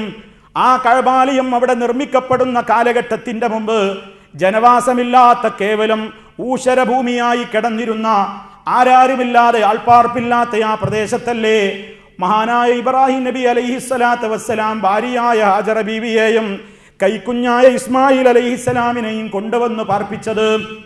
അങ്ങനെ ആ കുഞ്ഞിനെയും സ്ത്രീയെയും ഭാര്യയെയും ഒറ്റക്കവിടെ ഉപേക്ഷിച്ചുകൊണ്ട് ഇബ്രാഹിം അലൈഹിസ്സലാം പോകുമ്പോൾ ഹാജറ ബീവി ചോദിച്ചില്ലേ, ഞങ്ങളെ ഒറ്റക്കാക്കിയിട്ട് നിങ്ങൾ എങ്ങോട്ടാ പോകുന്നത്? തിരിഞ്ഞു നോക്കാതെ ഇബ്രാഹിം അലൈഹിസ്സലാം മുന്നോട്ട് നടന്നപ്പോൾ ധീരവനിതയായ മഹദിയായ ഹാജറ റളിയല്ലാഹു അൻഹ ചോദിച്ചില്ലേ, അല്ലാഹു അമറക ബിഹാദാ, അള്ളയാണോ ഇപ്രകാരം ചെയ്യണമെന്ന് താങ്കളോട് കൽപ്പിച്ചത്?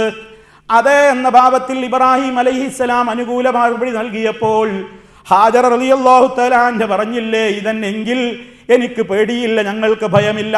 ലാ യുളയ്യുനാ, ആ അല്ല ഞങ്ങളെ ഒരിക്കലും എന്തു ചെയ്യൂല, അവനൊരിക്കലും ഞങ്ങളെ കൈവടിയുകയില്ല, അതുകൊണ്ട് ധൈര്യമായി പൊയ്ക്കോളൂ. ഓ സഹോദരിമാരെ, ഹജ്ജിന്റെ പാഠമായി നിങ്ങൾ പഠിക്കണം.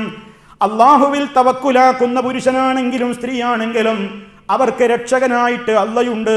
വമൻ യതവക്കൽ അലല്ലാഹി ഫഹുവ ഹസ്ബുഹു, ആര് അള്ളാഹുവിൽ തവക്കുലാക്കുന്നുവോ അവന് അല്ല മതി. അതല്ലേ മഹനീയമായ കഅബാലയത്തിന്റെയും പരിശുദ്ധമായ മക്കയുടെയും ഒക്കെ ചരിത്രത്തിന് പ്രത്യേകമായ വളർച്ചയുടെ പടവുകൾക്ക് പിന്നീട് കാരണമായി തീർന്നത് ആ ഒരു തവക്കുലല്ലേ? അത് നമ്മൾ ഗൗരവത്തോടെ ആ പുണ്യപ്രദേശത്ത് നിന്ന് പഠിച്ചെടുക്കണം. അതുപോലെ തന്നെ നാം മനസ്സിലാക്കേണ്ടതുണ്ട്, തവാഫ് കഴിഞ്ഞാൽ 2 റക്അത്ത് നമുക്ക് സുന്നത്തുണ്ട്. ആ 2 റക്അത്ത് സുന്നത്ത് നിസ്കരിക്കുമ്പോൾ മേൽവസ്ത്രം നമ്മൾ ആ ചുമൽ വെളിവാകുന്ന നിലക്കുള്ള അവസ്ഥയിൽ നിന്ന് മാറ്റിയിട്ട് ശരിയായ നിലക്ക് തന്നെയാണ് ചുറ്റിപ്പുതച്ചുകൊണ്ടാണ് നിസ്കരിക്കേണ്ടത്. അതുപോലെ തന്നെ തവാഫിന്റെ ശേഷം നമ്മൾ സഈ നടത്തുമ്പോൾ, സഫാ മറുവക്കടയിൽ സഈ നടക്കുമ്പോൾ അവിടെയും ഡ്രസ്സിൻ്റെതായ രീതി 2 ചുമലും മറക്കുന്ന നിലക്ക് തന്നെയാണ് വേണ്ടത്, അല്ലാത്ത രീതി നബിചര്യയിൽപ്പെട്ടതല്ല. അതുപോലെ മനസ്സിലാക്കുക, തവാഫിന്റെ ഓരോ ചുറ്റലിലും ഓരോ പ്രാർത്ഥനകൾ പ്രത്യേകം ഇങ്ങനെ പുസ്തകം നോക്കിയിട്ടും അല്ലാതെയുമൊക്കെ പലരും ഇങ്ങനെ ചൊല്ലി നടക്കുന്നത് കാണുമ്പോൾ ആജിമാരെ തെറ്റിദ്ധരിച്ചു പോകരുത്. 1-ാമത്തെ ചുറ്റലിൽ 2-ാമത്തെ ചുറ്റലിൽ ചൊല്ലേണ്ട പ്രാർത്ഥന എന്ന നിലക്ക് ഇങ്ങനെ ഓരോന്നോരോന്ന് എണ്ണിപ്പെറുക്കി ഓരോരുത്തരും ഇങ്ങനെ ബുക്ക് നോക്കിയും അല്ലാതെയും ഒക്കെ പ്രാർത്ഥിച്ചുകൊണ്ട് കറങ്ങി നടക്കുമ്പോൾ ഞങ്ങൾക്കിതൊന്നും പഠിക്കാൻ അവസരം കിട്ടിയില്ലല്ലോ എന്ന നിരാശാബോധമൊന്നും നിങ്ങൾക്ക് വേണ്ട. കാരണം ഞാൻ നേരത്തെ പറഞ്ഞതുപോലെ നബി സല്ലല്ലാഹു അലൈഹി വസല്ലമ തവാഫിന്റെ വേളയിൽ പ്രത്യേകിച്ച് ചൊല്ലാനുള്ള പ്രാർത്ഥനകളൊന്നും അവിടുന്ന് പഠിപ്പിച്ചു തന്നിട്ടില്ല. അതിനെ പിൻപറ്റലാണ് സുന്നത്ത്. അതിനെ പിൻപറ്റുന്നവർക്കാണ് പുണ്യമുള്ളത്, അതിൽ ഒതുങ്ങി നിൽക്കുന്നവർക്കാണ് പുണ്യമുള്ളത്. അതല്ലാത്ത ചില പ്രത്യേകമായ ദിക്റുകളും ദുആകളും കെട്ടിയുണ്ടാക്കിയത്, ആരൊക്കെയോ എഴുതിയുണ്ടാക്കിയത്, പിന്നീട് അവിടെ പുണ്യമുദ്ദേശിച്ചുകൊണ്ട് ഇങ്ങനെ ഓതി നടക്കുന്നത്, ചൊല്ലി നടക്കുന്നത് പുണ്യകർമ്മമാണെന്ന് തെറ്റിദ്ധരിക്കണ്ട. നിങ്ങളുടെ പ്രതിഫലം നഷ്ടപ്പെട്ടു പോകും അത്തരത്തിലുള്ള ബിദ്അത്തുകളിലേക്ക് പോയാൽ. അതുപോലെ തന്നെ സഫയിൽ നിന്ന് മറുവയിലേക്കും മറുവയിൽ നിന്ന് സഫായിലേക്കുമുള്ള ആ നടത്തത്തിനിടയിലും നമുക്ക് പ്രത്യേകിച്ച് ചൊല്ലാൻ ഓരോ നടത്തത്തിലും ചൊല്ലേണ്ടതെന്ന നിലക്ക് പ്രത്യേകിച്ച് ദുആ ദിക്റുകളൊന്നും പഠിപ്പിക്കപ്പെട്ടിട്ടില്ല. മറിച്ച് ആദ്യമായി ആ തവാഫ് സഈ ആരംഭിക്കുന്ന വേളയിൽ സഫയിൽ നിന്നാണല്ലോ തുടങ്ങുന്നത്. ഇന്ന സഫാ വൽ മർവത മിൻ ശആഇരില്ലാഹ് എന്ന് തുടങ്ങുന്ന ആയത്തോതുകയും പിന്നീട് അവിടെ നിശ്ചയിക്കപ്പെട്ട രൂപത്തിലുള്ള ചില ദിക്റുകളുണ്ട്. അത് ഹജ്ജിൻ്റെതായ മനാസിക്കുകൾ വിവരിക്കുന്ന പ്രഭാഷണത്തിലൂടെ പുസ്തകങ്ങളിലൂടെ നിങ്ങൾ മനസ്സിലാക്കിയിട്ടുള്ളത് കൊണ്ട് ഞാൻ അതിലേക്ക് ആവർത്തിക്കുന്നില്ല. ആ രൂപത്തിലുള്ള ദിക്റുകളും ദുആകളും നിർവഹിച്ച് മർവയിലേക്ക് നിങ്ങൾ നടക്കുമ്പോൾ ആ നടത്തത്തിൽ 1-ാമത്തെ നടത്തത്തിൽ ചൊല്ലേണ്ട ദിക്റെന്ന നിലക്ക് ഒരു ദിക്റുകളും നമുക്ക് ചൊല്ലാനോ പറയാനോ ഇല്ല. അതേ അവസരത്തിൽ നമ്മുടെ ഐഹികവും പാരത്രികവുമായ എല്ലാ കാര്യങ്ങൾക്ക് വേണ്ടിയും അല്ലാഹു സുബ്ഹാനഹു വ തആലയോട് നമ്മൾ പ്രാർത്ഥിച്ചു കൊണ്ടിരിക്കണം. അവിടെയും സർവ്വലോക പരിപാലകനായ അല്ലാഹുവിനോടുള്ള നേരിട്ടുള്ള പ്രാർത്ഥനകളാണ് നമ്മൾ നിർവഹിച്ചു കൊണ്ടിരിക്കേണ്ടത്. അവിടെയും തന്നെ നമുക്ക് ആ ഓടിയ സ്ഥലത്തെത്തുമ്പോൾ നമ്മൾ ഓടുന്നു. സഫയുടെയും മർവയുടെയും ഇടയ്ക്ക് അടയാളപ്പെടുത്തിയ ആ സ്ഥലത്തെത്തുമ്പോൾ ഹാജറ ബീവി ഓടിയ ആ സ്മരണ നമ്മുടെ മനസ്സിലേക്ക് കയറി വരുന്നു. പക്ഷേ അവിടെയും ഹാജറ ബീവിയോടുള്ള തേട്ടമില്ല, ഇബ്രാഹിം നബിയോടുള്ള പ്രാർത്ഥനയില്ല, ഇസ്മായിൽ നബിയോടുള്ള പ്രാർത്ഥനയില്ല. പ്രാർത്ഥന മുഴുവനും അല്ലാഹു സുബ്ഹാനഹു വ തആലയോട് മാത്രമാണ്. അവരെ ഒന്നും ഓർക്കുന്നത് തെറ്റാണെന്ന് ആരും പറഞ്ഞിട്ടില്ല. പക്ഷേ പ്രാർത്ഥന അല്ലാഹുവിനോട് മാത്രമാണ് മുസ്ലിം നിർവഹിക്കേണ്ടത്. അതുപോലെ തന്നെ ഈ സഅയ് 7 തവണ അവസാനിച്ചു കഴിഞ്ഞാൽ തലമുടി എടുക്കൽ സുന്നത്തുണ്ട്. പല ആളുകളും നബി സല്ലല്ലാഹു അലൈഹി വസല്ലം പഠിപ്പിച്ചത് ഒന്നുകിൽ തലമുടി പരിപൂർണമായി വടിച്ചു നീക്കലാണ്, അതല്ലെങ്കിൽ സാധാരണഗതിയിൽ തലയുടെ എല്ലാ ഭാഗത്തു നിന്നും ഒരുപോലെ നമ്മൾ മുടി വെട്ടി ചെറുതാക്കുന്ന രീതിയാണ്. ഇത് രണ്ടുമല്ലാതെ ഒരു കത്രിക എടുത്ത് വളരെ എളുപ്പം നിർവഹിക്കാമെന്ന നിലക്ക് തലയുടെ മുൻഭാഗത്തു നിന്നും സൈഡുകളിൽ നിന്നുമൊക്കെ 1, 2, 3 ഒക്കെ മുടി മുറിച്ച് നീക്കം ചെയ്തുകൊണ്ട് ഞാൻ മുടിമുണ്ടനം ചെയ്തു എന്ന് പറയുന്ന ഒരവസ്ഥ ഇസ്ലാം ഒരിക്കലും പഠിപ്പിച്ചിരുന്നിട്ടില്ല. അതുപോലെ തന്നെ ഹജ്ജിൻ്റെതായ കർമ്മങ്ങളിൽ ഹജ്ജിന് പോകുമ്പോൾ ദുൽഹജ്ജ് 8 നമ്മൾ പുറപ്പെടുന്ന മിന, അതുപോലെ തന്നെ ദുൽഹജ്ജ് 9 നാം പോയി നിൽക്കുന്ന ലക്ഷക്കണക്കിന് ഹാജിമാര് ഒന്നിച്ചു നിൽക്കുന്ന അറഫാത്ത് മൈതാനം, അതുപോലെ തന്നെ രാത്രി താമസിക്കുന്ന മുസ്ദലിഫ, ശേഷമുള്ള ദിവസങ്ങളിൽ രാപ്പാർക്കുന്ന മിന, ആ മിനായുടെയും മുസ്ദലിഫയുടെയും അറഫാത്തിൻ്റെയും ഒക്കെ മലമടക്കുകളിലൂടെ പ്രാന്തപ്രദേശങ്ങളിലൂടെ ഹാജിമാര് കടന്നുപോയിക്കൊണ്ടിരിക്കുമ്പോൾ അവരുടെയൊക്കെ മനസ്സുകളിൽ പല ചരിത്രങ്ങളും കടന്നു വരികയാണ്. മഹാനായ ഇബ്രാഹിം നബി അലൈഹി സ്വലാത്തു വസ്സലാം അള്ളാഹുവിൻ്റെ കൽപ്പന പ്രകാരം പൊന്നോമനപുത്രൻ ഇസ്മായിലിനെ അറുക്കുവാനുള്ള തീരുമാനമെടുത്തുകൊണ്ട് അത് പറയുകയും അതിന് ഇസ്മായിൽ അലൈഹി സ്വലാത്തു വസ്സലാം അനുകൂലമായ മറുപടി നടത്തുകയും ചെയ്തതിൻ്റെ അടിസ്ഥാനത്തിൽ സ്വന്തം മകനെ ബലിയറുക്കുക എന്ന ഏറ്റവും വലിയ ത്യാഗത്തിന് പോലും തയ്യാറായ മണ്ണാണ് മിനായുടെ മലമടക്കുകൾ എന്ന് പറയുമ്പോൾ ആ കൃത്യമായ ഓർമ്മകൾ ഒരു വിശ്വാസിയുടെ മനസ്സിലേക്ക് കയറി വരും, ഒരു സംശയവുമില്ല. പക്ഷേ അവിടെയും സർവ്വലോക പരിപാലകനായ റബ്ബിനോടാണ് പ്രാർത്ഥനകൾ മുഴുവനും. അവനെയാണ് ധാരാളമായി നമ്മൾ സ്മരിച്ചു കൊണ്ടിരിക്കുന്നത്, അവൻ്റെ പുണ്യമാണ് ഉദ്ദേശിക്കുന്നത്. മിനായിൽ വെച്ച് നബി സല്ലല്ലാഹു അലൈഹി വസല്ലം പറഞ്ഞതുപോലെ 5 നേരത്തുള്ള നിസ്കാരങ്ങളതാ 4 റക്അത്തുള്ള നിസ്കാരങ്ങളൊക്കെ 2 റക്അത്താക്കി ചുരുക്കി അതാതിൻ്റെ സമയങ്ങളിൽ 5 നേരമായി തന്നെ നിർവഹിക്കുന്നു. അതേ അവസരത്തിൽ അറഫാത്തിൽ വെച്ച് അവൻ ളുഹറും അസറും ഒന്നിച്ച് ജംആക്കിയും അതുപോലെ തന്നെ ഖസറാക്കിയും നിർവഹിക്കുന്നു. അവിടെ നിന്ന് സൂര്യോദയം നടന്നു കഴിഞ്ഞാൽ മഗ്രിബ് നിസ്കരിക്കാതെ മുസ്ദലിഫയിലേക്ക് പോവുകയാണ്. മുസ്ദലിഫയിൽ അവൻ രാത്രി താമസിക്കുകയാണ് നേരം പുലരുവോളം. അവിടെ നിന്ന് വീണ്ടും അവൻ മിനായിലേക്ക് വരികയാണ്, വലിയ ജംറയിൽ എറിയുകയാണ്, അവൻ മുടിനീക്കുകയാണ്. ഇങ്ങനെയുള്ള ധാരാളം കർമ്മങ്ങളും അനുഷ്ഠാനങ്ങളും നടന്നുകൊണ്ടിരിക്കുന്ന മിനായും അറഫായും മുസ്ദലിഫയും. അവിടെ വെച്ച് പോലും സർവ്വലോക പരിപാലകന്റെ തൗഹീദാണ് മനുഷ്യൻ പ്രഖ്യാപിച്ചു കൊണ്ടിരിക്കുന്നത്. അറഫായുടെ ദിവസം ഹാജിമാര് പറയുന്ന പ്രാർത്ഥനകളിൽ ഏറ്റവും ശ്രേഷ്ഠകരമായത് ലാ ഇലാഹ ഇല്ലല്ലാഹ് വഹ്ദഹു ലാ ശരീക ലഹു ലഹുൽ മുൽക്കു വലഹുൽ ഹംദ് വഹുവ അലാ കുല്ലി ശൈഇൻ ഖദീർ. ഇങ്ങനെ ലാ ഇലാഹ ഇല്ലല്ലാഹ് എന്ന പ്രഖ്യാപനമാണ് ഹാജിമാരവിടെ മുഴക്കിക്കൊണ്ടിരിക്കുന്നത്. അവർ കണ്ണുനീരൊഴുക്കിക്കൊണ്ട് പ്രാർത്ഥിച്ചു കൊണ്ടിരിക്കുകയാണ്. അറഫാത്തിന്റെ മൈതാനിയിൽ ശൈത്താൻ ഏറ്റവും കൂടുതൽ വെറുപ്പ് പ്രകടിപ്പിക്കുന്ന നേരമാണത്.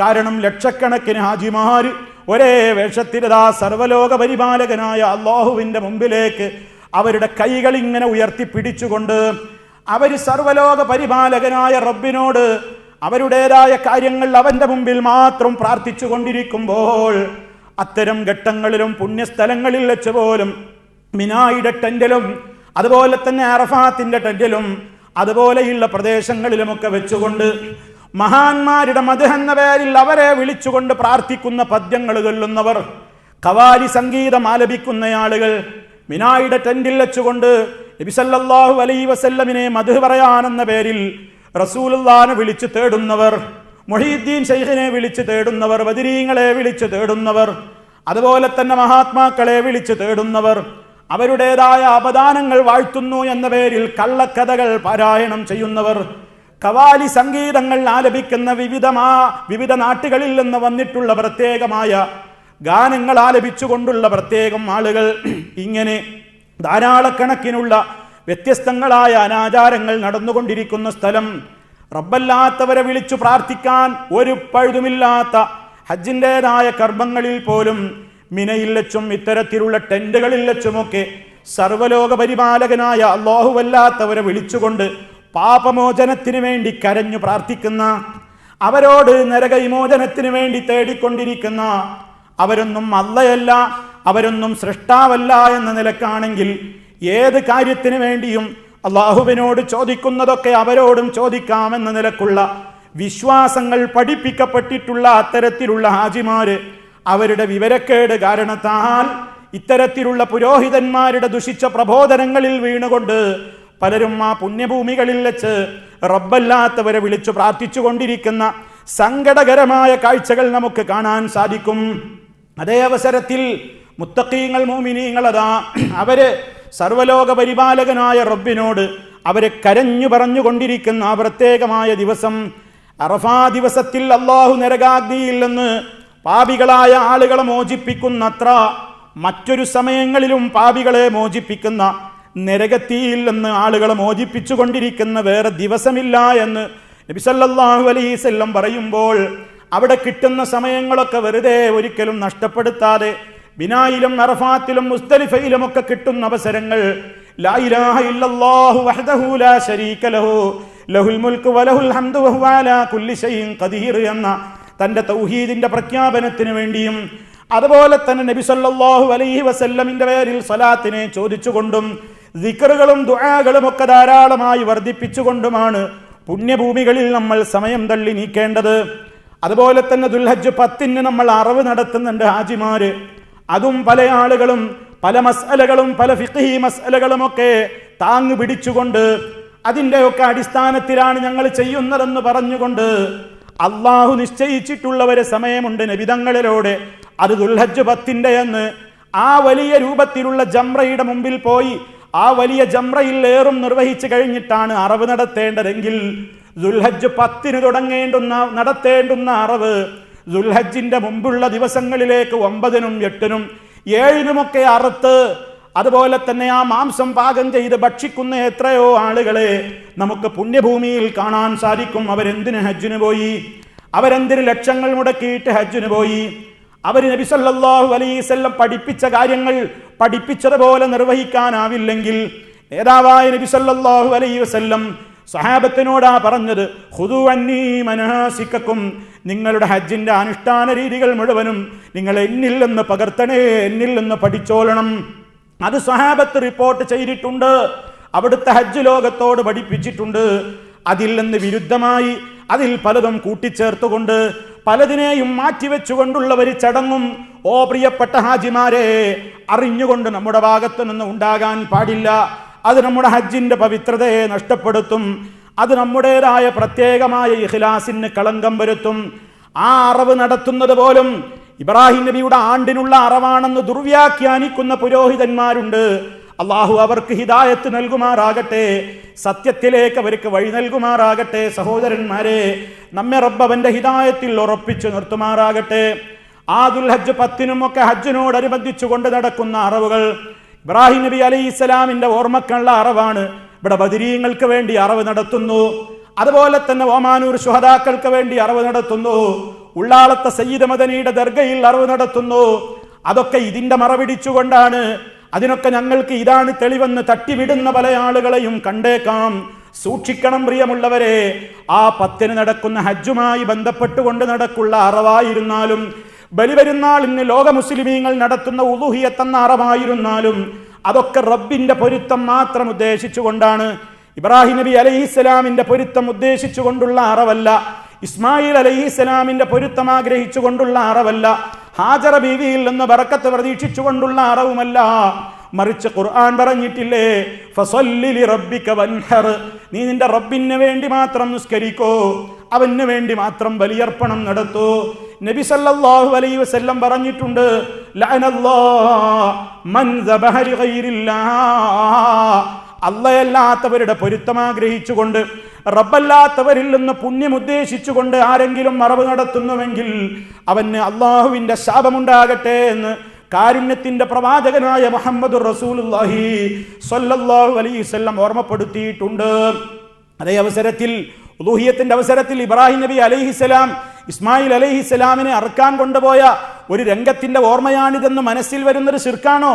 അല്ല, മറിച്ച് ഇബ്രാഹിം അലൈഹിസ്സലാമിന്റെ പൊരുത്തമോ ഇസ്മായിൽ നബി അലൈഹിസ്സലാമിൽ നിന്ന് പുണ്യം പ്രതീക്ഷിച്ചുകൊണ്ടോ അല്ല അറിവ്. ഇത് അള്ളാഹുവിന്റെ 100% അവന്റെ പൊരുത്തവും അവനിൽ നിന്നുള്ള ബറക്കത്തും അവനിൽ നിന്നുള്ള റഹ്മത്തും അവനിൽ നിന്നുള്ള പുണ്യവും മാത്രം പ്രതീക്ഷിച്ചുകൊണ്ടാണ് പുണ്യഭൂമിയിൽ വെച്ച് ഹാജിമാർ അറുക്കുന്നതും മറ്റുള്ള പ്രദേശങ്ങളിൽ വെച്ച് ഹാജിമാരല്ലാത്തവർ അറുത്തുകൊണ്ടിരിക്കുന്ന ഇസ്ലാമിലെ ബലിയർപ്പണങ്ങളും എല്ലാം.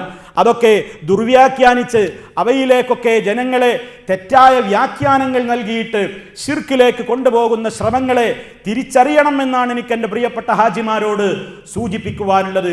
അതുകൊണ്ട് സുഹൃത്തുക്കളെ, ഹജ്ജുമായി ബന്ധപ്പെട്ട എല്ലാ ചടങ്ങുകളും തൗഹീദിൽ അധിഷ്ഠിതമാണ്, തൗഹീദിന്റെ പ്രഖ്യാപനമാണ്. മാത്രമല്ല മുഹമ്മദുർ റസൂലുള്ളാഹി സ്വല്ലല്ലാഹു അലൈഹി വസല്ലമ പഠിപ്പിച്ചു തന്നിട്ടുള്ള ഓരോ ചര്യകളെയും കൂട്ടാതെ കുറക്കാതെ അംഗീകരിക്കാൻ ഞാൻ സന്നദ്ധനാണെന്ന പ്രഖ്യാപനമാണ് ഹജ്ജിലുടനീളം അവൻ നടത്തിക്കൊണ്ടിരിക്കുന്നത്. 7 തവണ ചുറ്റണം എന്ന് പറഞ്ഞാൽ അവൻ 8 തവണയാക്കില്ല, 6 ചുരുക്കുന്നില്ല. തവാഫ് അവൻ കൃത്യമായി അതേ എണ്ണം തന്നെ പൂർത്തിയാക്കുന്നു. എന്താ കാരണം? എൻ്റെ നേതാവ് അങ്ങനെയാണ് പഠിപ്പിച്ചത്, അതിൽ ഞാൻ ഉറച്ചു നിൽക്കുന്നു. അത് ജീവിതത്തിലേക്ക് മുഴുവനും നിങ്ങൾക്ക് സന്ദേശമാണ്. ഹാജിമാരെ, നബിതങ്ങൾ പഠിപ്പിച്ചയിടത്ത് നിൽക്കാൻ ഞാൻ സന്നദ്ധനാണെന്ന പ്രഖ്യാപനം. 7 വട്ടം ചുറ്റാൻ പറഞ്ഞാൽ ഞാൻ 6 8 വർദ്ധിപ്പിക്കുകയുമില്ല. സഫാ മർവക്കിടയിൽ 7 തവണ നടക്കാൻ പറഞ്ഞപ്പോൾ ഒരു ഹാജിയും അത് 6 ചുരുക്കുന്നില്ല, 8 വർദ്ധിപ്പിക്കുന്നുമില്ല. കാരണം നബി സല്ലല്ലാഹു അലൈഹി വസല്ലം പറഞ്ഞ എണ്ണം അങ്ങനെ തന്നെ സ്വീകരിക്കാൻ ഞാൻ തയ്യാറാണെന്ന മെസ്സേജാണ്, സന്ദേശമാണ്. പ്രായോഗികമായ രൂപത്തിൽ തന്നെയാണ് ഹാജിമാർ നിർവഹിച്ചു കൊണ്ടിരിക്കുന്നത്. അതുപോലെ തന്നെ അതാ ജംറകളിൽ എറിയുന്ന വേളയിൽ ആ കവരെ പ്രത്യേകമായി നിശ്ചയിക്കപ്പെട്ട പ്രത്യേക സ്ഥലങ്ങളിൽ 7 തവണ വീതം അവൻ കല്ലെറിയുകയാണ്. ആ കല്ല് മുസ്ദലിഫയിൽ വെച്ച് തന്നെ പെറുക്കിയെടുക്കണമെന്നും ആ കല്ല് പ്രത്യേകം കഴുകി ശുദ്ധിയാക്കണമെന്നുമൊക്കെ പല പ്രദേശങ്ങളിൽ നിന്നും വന്നിട്ടുള്ള ഹാജിമാര് തെറ്റിദ്ധരിക്കുന്നത് കാണാം. അത് ശരിയല്ല. നിങ്ങൾക്ക് എവിടെ വെച്ചും കല്ല് പെറുക്കാം. ആ കല്ല് പ്രത്യേകം കഴുകേണ്ട കാര്യമില്ല. 7 തവണയാണ് നിങ്ങൾ എറിയേണ്ടത്. ഓരോ തവണയും അള്ളാഹുവിന്റെ നാമമാണ് ഉച്ചരിക്കേണ്ടത്. ശൈത്താനാണ് ഈ നിൽക്കുന്നത് എന്ന രൂപത്തിൽ ശൈത്താനെ എറിയുകയാണ്. ബഡാ ശൈത്താൻ, ചോട്ടാ ശൈത്താൻ എന്നൊക്കെ പേര് പറഞ്ഞ്, വലിയ ശൈത്താൻ, അതുപോലെ തന്നെ ഒരു മീഡിയം ശൈത്താൻ, ചെറിയ ശൈത്താൻ എന്നൊക്കെ പറഞ്ഞ് എറിയുമ്പോൾ ചീത്ത പറഞ്ഞ് എറിയുകയും ഇസ്ലാം നിശ്ചയിച്ചിട്ടുള്ള എറിയാൻ നിർണയിച്ചിട്ടുള്ള ആ കടലമലിയോളം വലിപ്പത്തിലുള്ള കല്ലുകളേക്കാൾ വലിയ കല്ലുകൾ എടുത്തെറിയുകയും ചെരുപ്പുകളും കുടയുമൊക്കെ എടുത്തുകൊണ്ട് രോഷത്തോടുകൂടെ എറിയുകയുമൊക്കെ ചെയ്യുന്ന അനിസ്ലാമികമായ സമ്പ്രദായങ്ങൾ പുണ്യഭൂമിയിൽ കാണാൻ സാധിക്കുമ്പോൾ എൻ്റെ പ്രിയപ്പെട്ട സഹോദരീ സഹോദരന്മാർ തെറ്റിദ്ധരിക്കരുത്. അതൊക്കെ ഇസ്ലാമാണെന്ന് ധരിക്കരുത്. അതൊക്കെ വിവരക്കേട് കൊണ്ട് ആളുകൾ ചെയ്യുന്നതാണ്. നബിതങ്ങൾ പഠിപ്പിച്ച സമ്പ്രദായങ്ങളല്ല. മറിച്ച് ഒരു കടലമണിയോളം വലിപ്പമുള്ള കല്ലുകൾ അള്ളാഹുവിൻ്റെ നാമം ഉച്ചരിച്ചുകൊണ്ട് നിശ്ചയിക്കപ്പെട്ട സ്ഥലങ്ങളിലേക്ക് എറിയുകയും ദുആ ഇരക്കുകയുമാണ് ഇസ്ലാം പഠിപ്പിച്ചിട്ടുള്ളത്. അങ്ങനെ 7 എറിയാൻ കൽപ്പിച്ചയിടത്ത് 6 കല്ലെറിഞ്ഞാൽ പോരാ, 8 10 ഒന്നിച്ചെറിയാനും പാടില്ല. അവിടെയൊക്കെ നോക്കൂ, ഏതൊരു ഘട്ടത്തിലും എൻ്റെ നേതാവായ മുഹമ്മദുർ റസൂലുള്ളാഹി സ്വല്ലല്ലാഹു അലൈഹി വസല്ലമ പറഞ്ഞയിടത്ത് അനുസരണയുള്ള ഒരു കൃത്യമായ അള്ളാഹുവിൻ്റെ അടിമയായി നിൽക്കാൻ ഞാൻ സന്നദ്ധനാണ്. അഷ്ഹദു അന്ന മുഹമ്മദർ റസൂലുള്ളാഹ്, ആ പ്രഖ്യാപനത്തോട് കൂറ് പുലർത്തുകയാണ് ഹാജിമാര് ചെയ്തുകൊണ്ടിരിക്കുന്നത്. അപ്പൊ തൗഹീദിന്റെ സന്ദേശം, ലാ ഇലാഹ ഇല്ലല്ലാഹയുടെ സന്ദേശം, മുഹമ്മദുർ റസൂലുള്ളാഹിയുടെ സന്ദേശം, ആ സന്ദേശമാണ് ഹജ്ജിലുടനീളം നമ്മൾ പകർത്തിയെടുക്കുന്നത്. അതുപോലെ തന്നെ ഹജ്ജും ഉംറയും ഒക്കെ നിർവഹിച്ചു കഴിഞ്ഞ് നമ്മളതാ മദീന സന്ദർശനത്തിന് ഹാജിമാര് പോകാറുണ്ട്. പലപ്പോഴും ഒരു തെറ്റിദ്ധാരണ ആളുകൾക്കുണ്ട്, ഹജ്ജ് ശരിയാകണമെങ്കിൽ, ഉംറ ശരിയാകണമെങ്കിൽ മദീനത്ത് പോയേ പറ്റൂ. മദീനത്ത് പോയി സിയാറത്ത് ചെയ്യൽ ഹജ്ജിൻ്റെയും ഉംറയുടെയും ഒക്കെ ഒരു ഷർത്താണെന്ന് തെറ്റിദ്ധാരണ ആളുകൾക്കുണ്ട്. പക്ഷേ അത് ശരിയല്ല. അതേ അവസരത്തിൽ ഒരാൾ മദീനത്ത് പോകുമ്പോൾ അവനവിടെ മദീനത്തെ പള്ളിയിൽ നിസ്കരിക്കുമ്പോൾ അതിന് പ്രത്യേകമായ മഹത്വമുണ്ട്. മസ്ജിദുൽ ഹറാമിൽ 1,00,000 പുണ്യമാണ്. ഒരു റക്അത്തിന് അവിടെ കിട്ടുന്നതെങ്കിൽ മദീനത്തെ പള്ളിയിൽ അത് 1000 ചുരുങ്ങുകയാണ്. അതെ, എന്തായിരുന്നാലും ലോകത്ത് 3 പള്ളികളിൽ മാത്രമാണ് പ്രത്യേകം പുണ്യം നിശ്ചയിക്കപ്പെട്ട പള്ളികളുള്ളത്. ഒന്ന് മക്കയിലെ മസ്ജിദുൽ ഹറാം ആണെങ്കിൽ, രണ്ടാമത്തത് മദീനയിലെ മസ്ജിദുൻ നബവിയാണെങ്കിൽ, മൂന്നാമത്തത് ഇന്ന് ഫലസ്തീനിലുള്ള ബൈത്തുൽ മുഖദ്ദസ് ആണ്. ആ 3 പള്ളികളല്ലാത്ത മറ്റു പള്ളികളിൽ പ്രത്യേകമായിട്ട് അധിക പുണ്യം നിശ്ചയിക്കപ്പെട്ടിട്ടില്ല. അതേ അവസരത്തിൽ മദീനയിൽ പോകുന്ന ഹാജിമാര് അവിടെയുള്ള ഖുബാ പള്ളിയിൽ, ആ ഖുബാ പള്ളിയിൽ പോയി 2 റക്അത്ത് നിസ്കരിക്കുന്നത് ഒരു ഉംറക്ക് സമാനമാണെന്ന് നബി സല്ലല്ലാഹു അലൈഹി വസല്ലമ അവിടുന്ന് പ്രവൃത്തിപരത്തിലൂടെ കാണിച്ചു തന്നിട്ടുണ്ട്. അവിടുത്തെ വാക്കുകളിലൂടെ അതിന് പ്രോത്സാഹനവും നൽകിയിട്ടുണ്ട്. ഈ അർത്ഥത്തിലൊക്കെ സഹോദരന്മാരെ, മദീനയിലെത്തുമ്പോൾ അവിടെ നബി സല്ലല്ലാഹു അലൈഹി വസല്ലമിന്റെ ഖബറുള്ള ആ മദീനയിൽ നബി തങ്ങളുടെ ഖബറും അതുപോലെ തന്നെ അബൂബക്കർ സിദ്ദീഖ് റളിയല്ലാഹു അൻഹുവിന്റെയും ഉമർ ഖത്താബ് റളിയല്ലാഹു അൻഹുവിന്റെയും ഖബറുള്ള ഒരു റൂമുണ്ട്. ആ റൂം, അതിൻ്റെ അകത്തേക്ക് ഒരാൾക്കും പ്രവേശനമില്ല, അതിൻ്റെ അകത്തേക്ക് കാണാനുള്ള ദ്വാരം പോലുമില്ല. അതുകൊണ്ട് തന്നെ നബി തങ്ങളുടെ ജാറം ഞാൻ കണ്ടു എന്ന് ആരെങ്കിലും ഹാജിമാര് പറയുന്നുവെങ്കിൽ കളവാണത്. ആരുടെ ഖബറും അവിടെ കാണാനാവില്ല. 4-5 ഭിത്തികൾക്കപ്പുറത്ത് മറയിടപ്പെട്ട നിലക്കാണ് ആ ഖബറുകൾ ഉള്ളത്. ആ ഖബറുകളൊന്നും കെട്ടിയുയർത്തപ്പെട്ട നിലക്കല്ല സഹാബിമാര് നിർമ്മിച്ചത്. ഭൂമിയിൽ നിന്ന് ഒരു ചാണിലപ്പുറം ഖബർ ആരുടേതും ഉയർത്താൻ പാടില്ലെന്ന നിയമം സഹാബത്ത് നബി സല്ലല്ലാഹു അലൈഹി വസല്ലമിന്റെ ഖബറിടത്തിലും പാലിച്ചിട്ടുണ്ട്. അബൂബക്കർ റളിയല്ലാഹു അൻഹുവിന്റെ ഖബറിടത്തിലും പാലിച്ചിട്ടുണ്ട്. ഉമർ ഖത്താബ് റളിയല്ലാഹു അൻഹുവിന്റെ ഖബറിടത്തിലും പാലിച്ചിട്ടുണ്ട്. ആ ഖബറുള്ള റൂമിന്റെ പുറത്തുകൂടെ സിയാറത്തിന് പോകുമ്പോൾ നബി സല്ലല്ലാഹു അലൈഹി വസല്ലമിന് നമ്മൾ സലാം ചൊല്ലുന്നു. അബൂബക്കർ റളിയല്ലാഹു അൻഹുവിന് സലാം ചൊല്ലുന്നു. ഉമർ ഖത്താബ് റളിയല്ലാഹു അൻഹുവിന് സലാം ചൊല്ലുന്നു. അവർക്കൊക്കെ രക്ഷയ്ക്ക് വേണ്ടിയുള്ള പ്രാർത്ഥനയാണല്ലോ അവർക്കുള്ള സലാമുകൾ എന്ന് പറയുന്നത്. അവിടെയൊന്നും നബി സല്ലല്ലാഹു അലൈഹി വസല്ലമിനോട് പ്രവാചകരെ എന്നെ രക്ഷിക്കണേ, യാ റസൂലല്ലാഹ് എന്നെ കാക്കണേ, എൻ്റെ രോഗം ശിഫയാക്കണേ, എൻ്റെ ആഗ്രഹങ്ങൾ സഫലീകരിച്ചു തരണേ എന്ന് മദീനത്ത് പോയിക്കൊണ്ടോ അല്ലാതെയോ എവിടെയെങ്കിലും ഭാഗത്തു നിന്നോ നബി സല്ലല്ലാഹു അലൈഹി വസല്ലമിനെ വിളിച്ചുകൊണ്ട് സഹായം അഭ്യർത്ഥിക്കുന്ന പ്രാർത്ഥനയുടെ രീതി പാടില്ല. അവിടെ എത്തുന്ന ഒരു വ്യക്തിക്ക് ആ ഖബർ കാണാനോ തൊടാനോ ചുംബിക്കാനോ സാധ്യമാവില്ലെന്ന് നമ്മൾ പറഞ്ഞു. അതേ അവസരത്തിൽ ആ ഖബറുള്ള റൂമിന്റെ 4-5 ഭിത്തികൾക്ക് ഇപ്പുറമുള്ള അതിന്റെ ചുമരുകളിലോ ഗ്രിൽസുകളിലോ തൊടാൻ പോലും അനുവാദമില്ല. കാരണം നബി സല്ലല്ലാഹു അലൈഹി വസല്ലമിന്റെ ഖബറുള്ള റൂമിന്റെ സമീപത്ത് ചെല്ലുമ്പോൾ അതപോടെ മാറി നിൽക്കണം. അവിടെ തൊടാനോ ആ ഗ്രിൽസുകളിലോ ചുമരുകളിലോ തൊടാനോ കൈകൊണ്ട് തൊടാനോ വസ്ത്രമെറിയാനോ വസ്ത്രം കൊണ്ട് തടവാനോ ഒന്നിനും അനുവാദമില്ല. അതിലൊക്കെ ബർക്കത്തുണ്ടെന്നുള്ള ധാരണ ആരൊക്കെയോ പിൽക്കാലത്തുണ്ടാക്കിയ അബദ്ധ ധാരണകളാണ്. മറിച്ച് അവിടെ എത്തുമ്പോൾ ഇസ്ലാം പറഞ്ഞതുപോലെ നിശ്ചയിക്കപ്പെട്ട നിലക്ക് അതോടുകൂടി ആ സിയാറത്തിന്റെ മര്യാദകൾ പാലിച്ചുകൊണ്ടാണ് അവിടെ സലാം പറഞ്ഞുകൊണ്ട് അവിടെ നിന്ന് പിരിഞ്ഞു പോവുകയാണ്. വിശുദ്ധമായ ഖിബലയുടെ ഭാഗത്തേക്ക് തിരിഞ്ഞു നിന്നുകൊണ്ട് നമ്മുടെ ദുന്യാവിൻ്റെയും ആഖിറത്തിൻ്റെയും കാര്യങ്ങൾക്ക് വേണ്ടി പ്രാർത്ഥിക്കുകയാണ്. അത് നബി തങ്ങളോടല്ല, സിദ്ദീഖുൽ അക്ബർ റളിയല്ലാഹു അൻഹുവിനോടല്ല, ഉമർ ഖത്താബ് റളിയല്ലാഹു അൻഹുവിനോടല്ല. അതുപോലെ തന്നെ കുറച്ചപ്പുറത്തുള്ള ബഖീ എന്ന് പറയുന്ന ആയിരക്കണക്കിന് സഹാബത്തും മഹാന്മാരുടെയും ഒക്കെ ഖബറുകളുള്ള ബഖീഉൽ ഖർഖദ് എന്ന് പറയുന്ന മദീനയിലുള്ള പൊതുമഖ്ബറ, അവിടെ പോകുമ്പോഴും ഖബറാളികൾക്കുള്ള ആ സലാം രക്ഷയ്ക്ക് വേണ്ടിയുള്ള പ്രാർത്ഥനയല്ലാതെ അവരെ വിളിച്ചുകൊണ്ടുള്ള പ്രാർത്ഥനയോ അവരോട് നേരിട്ട് സഹായം തേടുന്ന രീതിയോ അതല്ലെങ്കിൽ അവരുടെ ഹക്ക് ജാഹ് ബർക്കത്ത് പറഞ്ഞുകൊണ്ടുള്ള രീതിയോ ബഖീഉ സന്ദർശനത്തിന്റെ വേളയിലും പാടില്ല. ഉഹദ് ശുഹദാക്കൾ മറപെട്ട് കിടക്കുന്ന ഉഹദ് രണാങ്കണത്തിന്റെ ഭാഗത്ത് പോകുമ്പോഴും പാടില്ല. ഒരു സ്ഥലത്ത് ചെല്ലുമ്പോഴും പാടില്ല.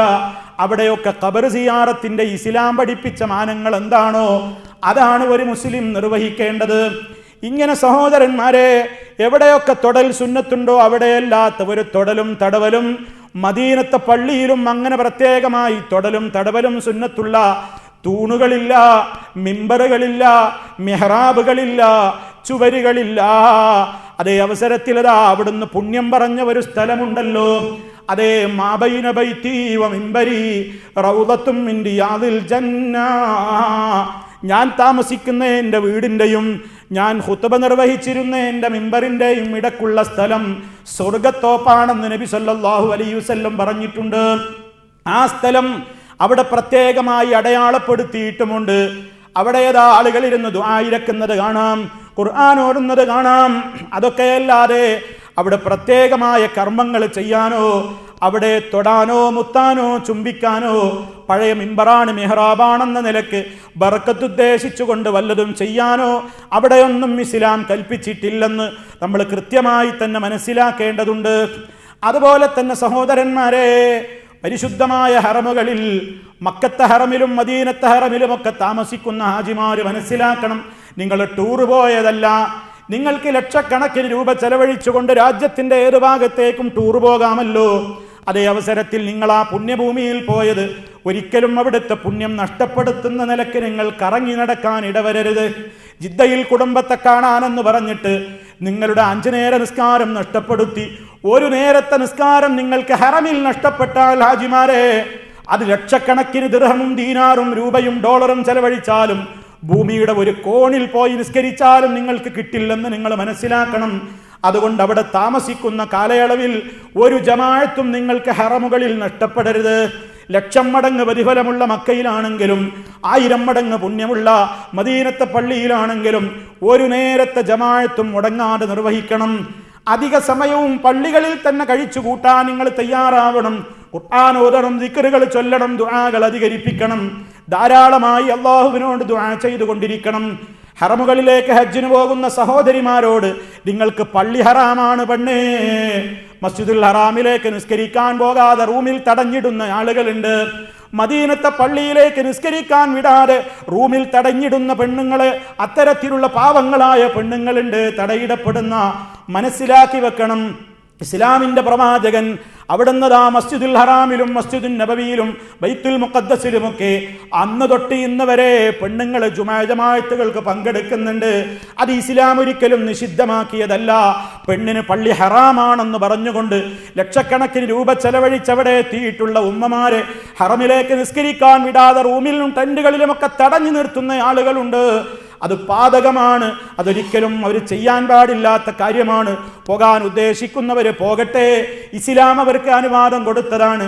ലാ തംനഉ ഇമാ അല്ലാഹി മസാജിദല്ലാഹ്, അല്ലാഹുവിന്റെ ഭവനങ്ങളിൽ നിന്ന്, ആ ദൈവികമായ ഭവനങ്ങളിൽ നിന്ന്, ആ ദൈവത്തിന്റെ അല്ലാഹുവിന്റെ ദാസികളെ നിങ്ങൾ തടയരുതേ എന്ന് മഹാനായ റസൂലുള്ളാഹി സ്വല്ലല്ലാഹു അലൈഹി വസല്ലം പറയുന്നു.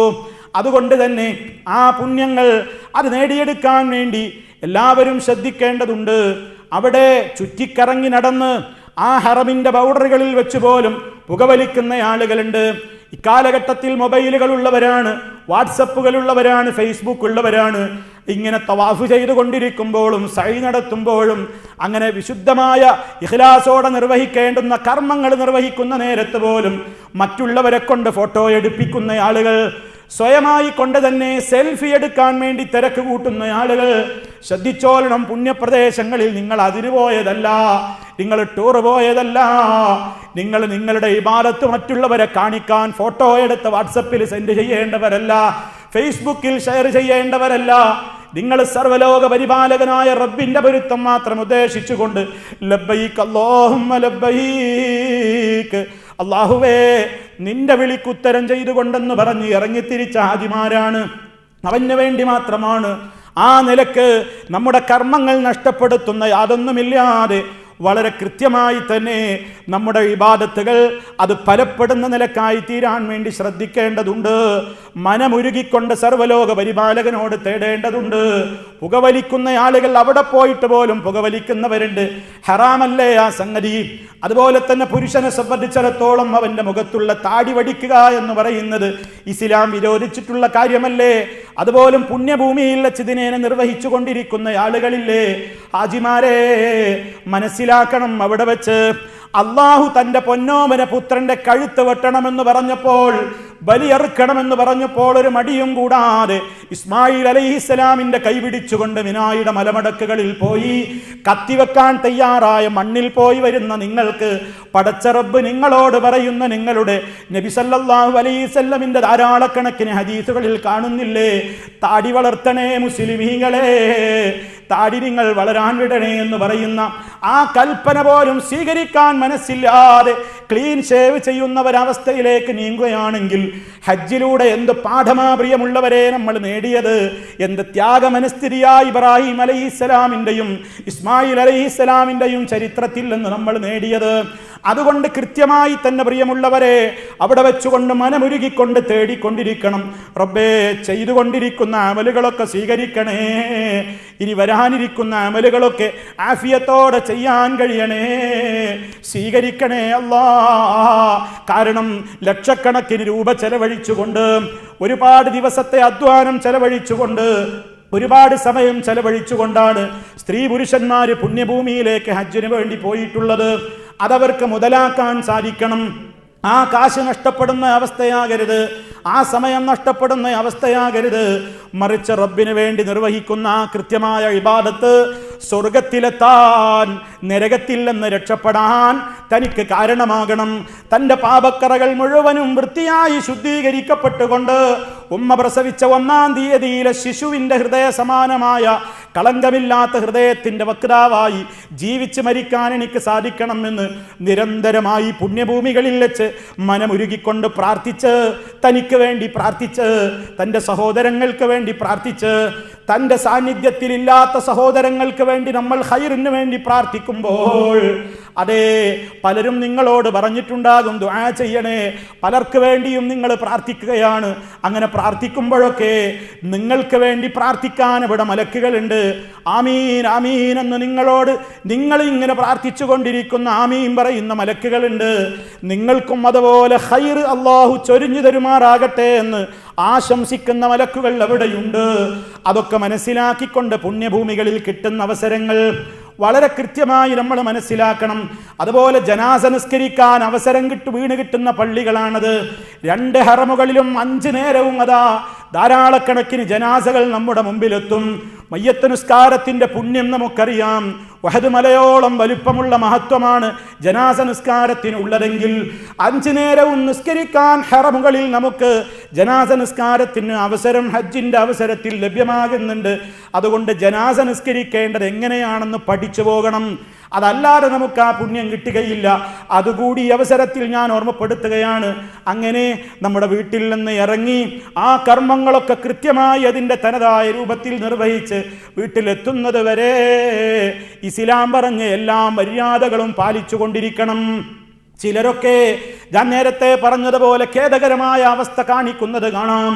ഹജ്ജ് കഴിഞ്ഞ് മടങ്ങി വരുമ്പോഴും ഉള്ളാളത്തും പുത്തമ്പള്ളിയിലും അങ്ങനെ മഹത്തുക്കളുടേതെന്ന് പറയപ്പെടുന്ന ജാറങ്ങളിലും മക്കാമുകളിലും ദർഗകളിലുമൊക്കെ ഊരു ചുറ്റിയിട്ട് വീട്ടിലേക്ക് മടങ്ങുമ്പോൾ, ഓ പ്രിയപ്പെട്ട ഹാജിമാരെ, നിങ്ങൾ എന്തിനാ ലക്ഷങ്ങൾ മുടക്കി പുണ്യഭൂമിയിലേക്ക് പോയത്? നിങ്ങൾ എന്തിനാ ലബ്ബൈക അല്ലാഹുമ്മ ചൊല്ലിയത്? നിങ്ങൾ എന്തിനാ ഹജ്ജിൻ്റെ അനുഷ്ഠാനങ്ങൾ നിർവഹിച്ചത്? അതുകൊണ്ട് തന്നെ മുഴുവൻ കാര്യങ്ങളും അശ്ഹദു അൻ ലാ ഇലാഹ ഇല്ലല്ലാഹ് വ അശ്ഹദു അന്ന മുഹമ്മദർ റസൂലുള്ളാഹ് എന്ന ആദർശത്തിൽ അടിസ്ഥിതമായ നിലക്ക് അതിൻ്റെതായ പ്രഖ്യാപനങ്ങളും ആ സന്ദേശം പകർത്തിയെടുക്കുന്ന നിലക്കുമാണ് നമ്മൾ നിർവഹിച്ചു കൊണ്ടിരിക്കേണ്ടത്. അതിന് വിരുദ്ധമാകുന്ന ഒരു പ്രവർത്തനങ്ങളിലും ഏർപ്പെടാതെ നമ്മുടെ ഈ പരിപാവനമായ കർമ്മത്തെ മാറ്റിയെടുക്കാൻ, അത് നിർവഹിക്കാൻ, അതിനുള്ള തൗഫീഖിന് വേണ്ടി നിരന്തരമായി നമ്മളെല്ലാവരും പ്രാർത്ഥിക്കേണ്ടതുണ്ട് എന്ന് എന്നോടും നിങ്ങളോടും ഉണർത്തിക്കൊണ്ട്, പ്രിയപ്പെട്ട ഹാജിമാരെ, നിങ്ങൾ നിർവഹിച്ചു കഴിഞ്ഞ അതല്ലെങ്കിൽ നിർവഹിക്കാൻ ഉദ്ദേശിക്കുന്ന അമലുകൾ മുഴുവനും അള്ളാഹു സ്വീകരിക്കുമാറാകട്ടെ. മുൻകാലങ്ങളിൽ ഹജ്ജ് കർമ്മം നിർവഹിക്കാൻ അവസരം കിട്ടിയിട്ടുള്ള മുഴുവൻ ആളുകളുടെയും ഹജ്ജിനെയും ഉംറയെയും കർമ്മങ്ങളെയും അള്ളാഹു സ്വീകരിക്കുമാറാകട്ടെ. വരാൻ പോകുന്ന ആ പ്രത്യേകമായ ഇബാദത്തിന് വേണ്ടി കാത്തിരിക്കുന്ന ആളുകൾക്ക് അള്ളാഹു ഒരു ബുദ്ധിമുട്ടുകളും ഇല്ലാതെ അത് നിർവഹിച്ചു വരുവാനുള്ള ആഫിയത്തും അതുപോലെ തന്നെ ആയുസ്സും നൽകി അനുഗ്രഹിക്കുമാറാകട്ടെ. അല്ലാഹുമ്മ റബ്ബനാ തഖബ്ബൽ മിന്നാ ഇന്നക അൻതസ് സമീഉൽ അലീം വതുബ് അലൈനാ ഇന്നക അൻതത് തവ്വാബുർ റഹീം വഗ്ഫിർ ലനാ ഇന്നക അൻതൽ ഗഫൂറുർ റഹീം. അല്ലാഹുമ്മ തവഫനാ മുസ്ലിമീന വഅൽഹിഖ്നാ ബിസ്സാലിഹീൻ വൽഹംദുലില്ലാഹി റബ്ബിൽ ആലമീൻ. അല്ലാഹുമ്മ സ്വല്ലി അലാ മുഹമ്മദിൻ വഅലാ ആലി മുഹമ്മദ്. വസ്സലാമു അലൈക്കും വറഹ്മത്തുള്ളാഹി വബറകാതുഹു.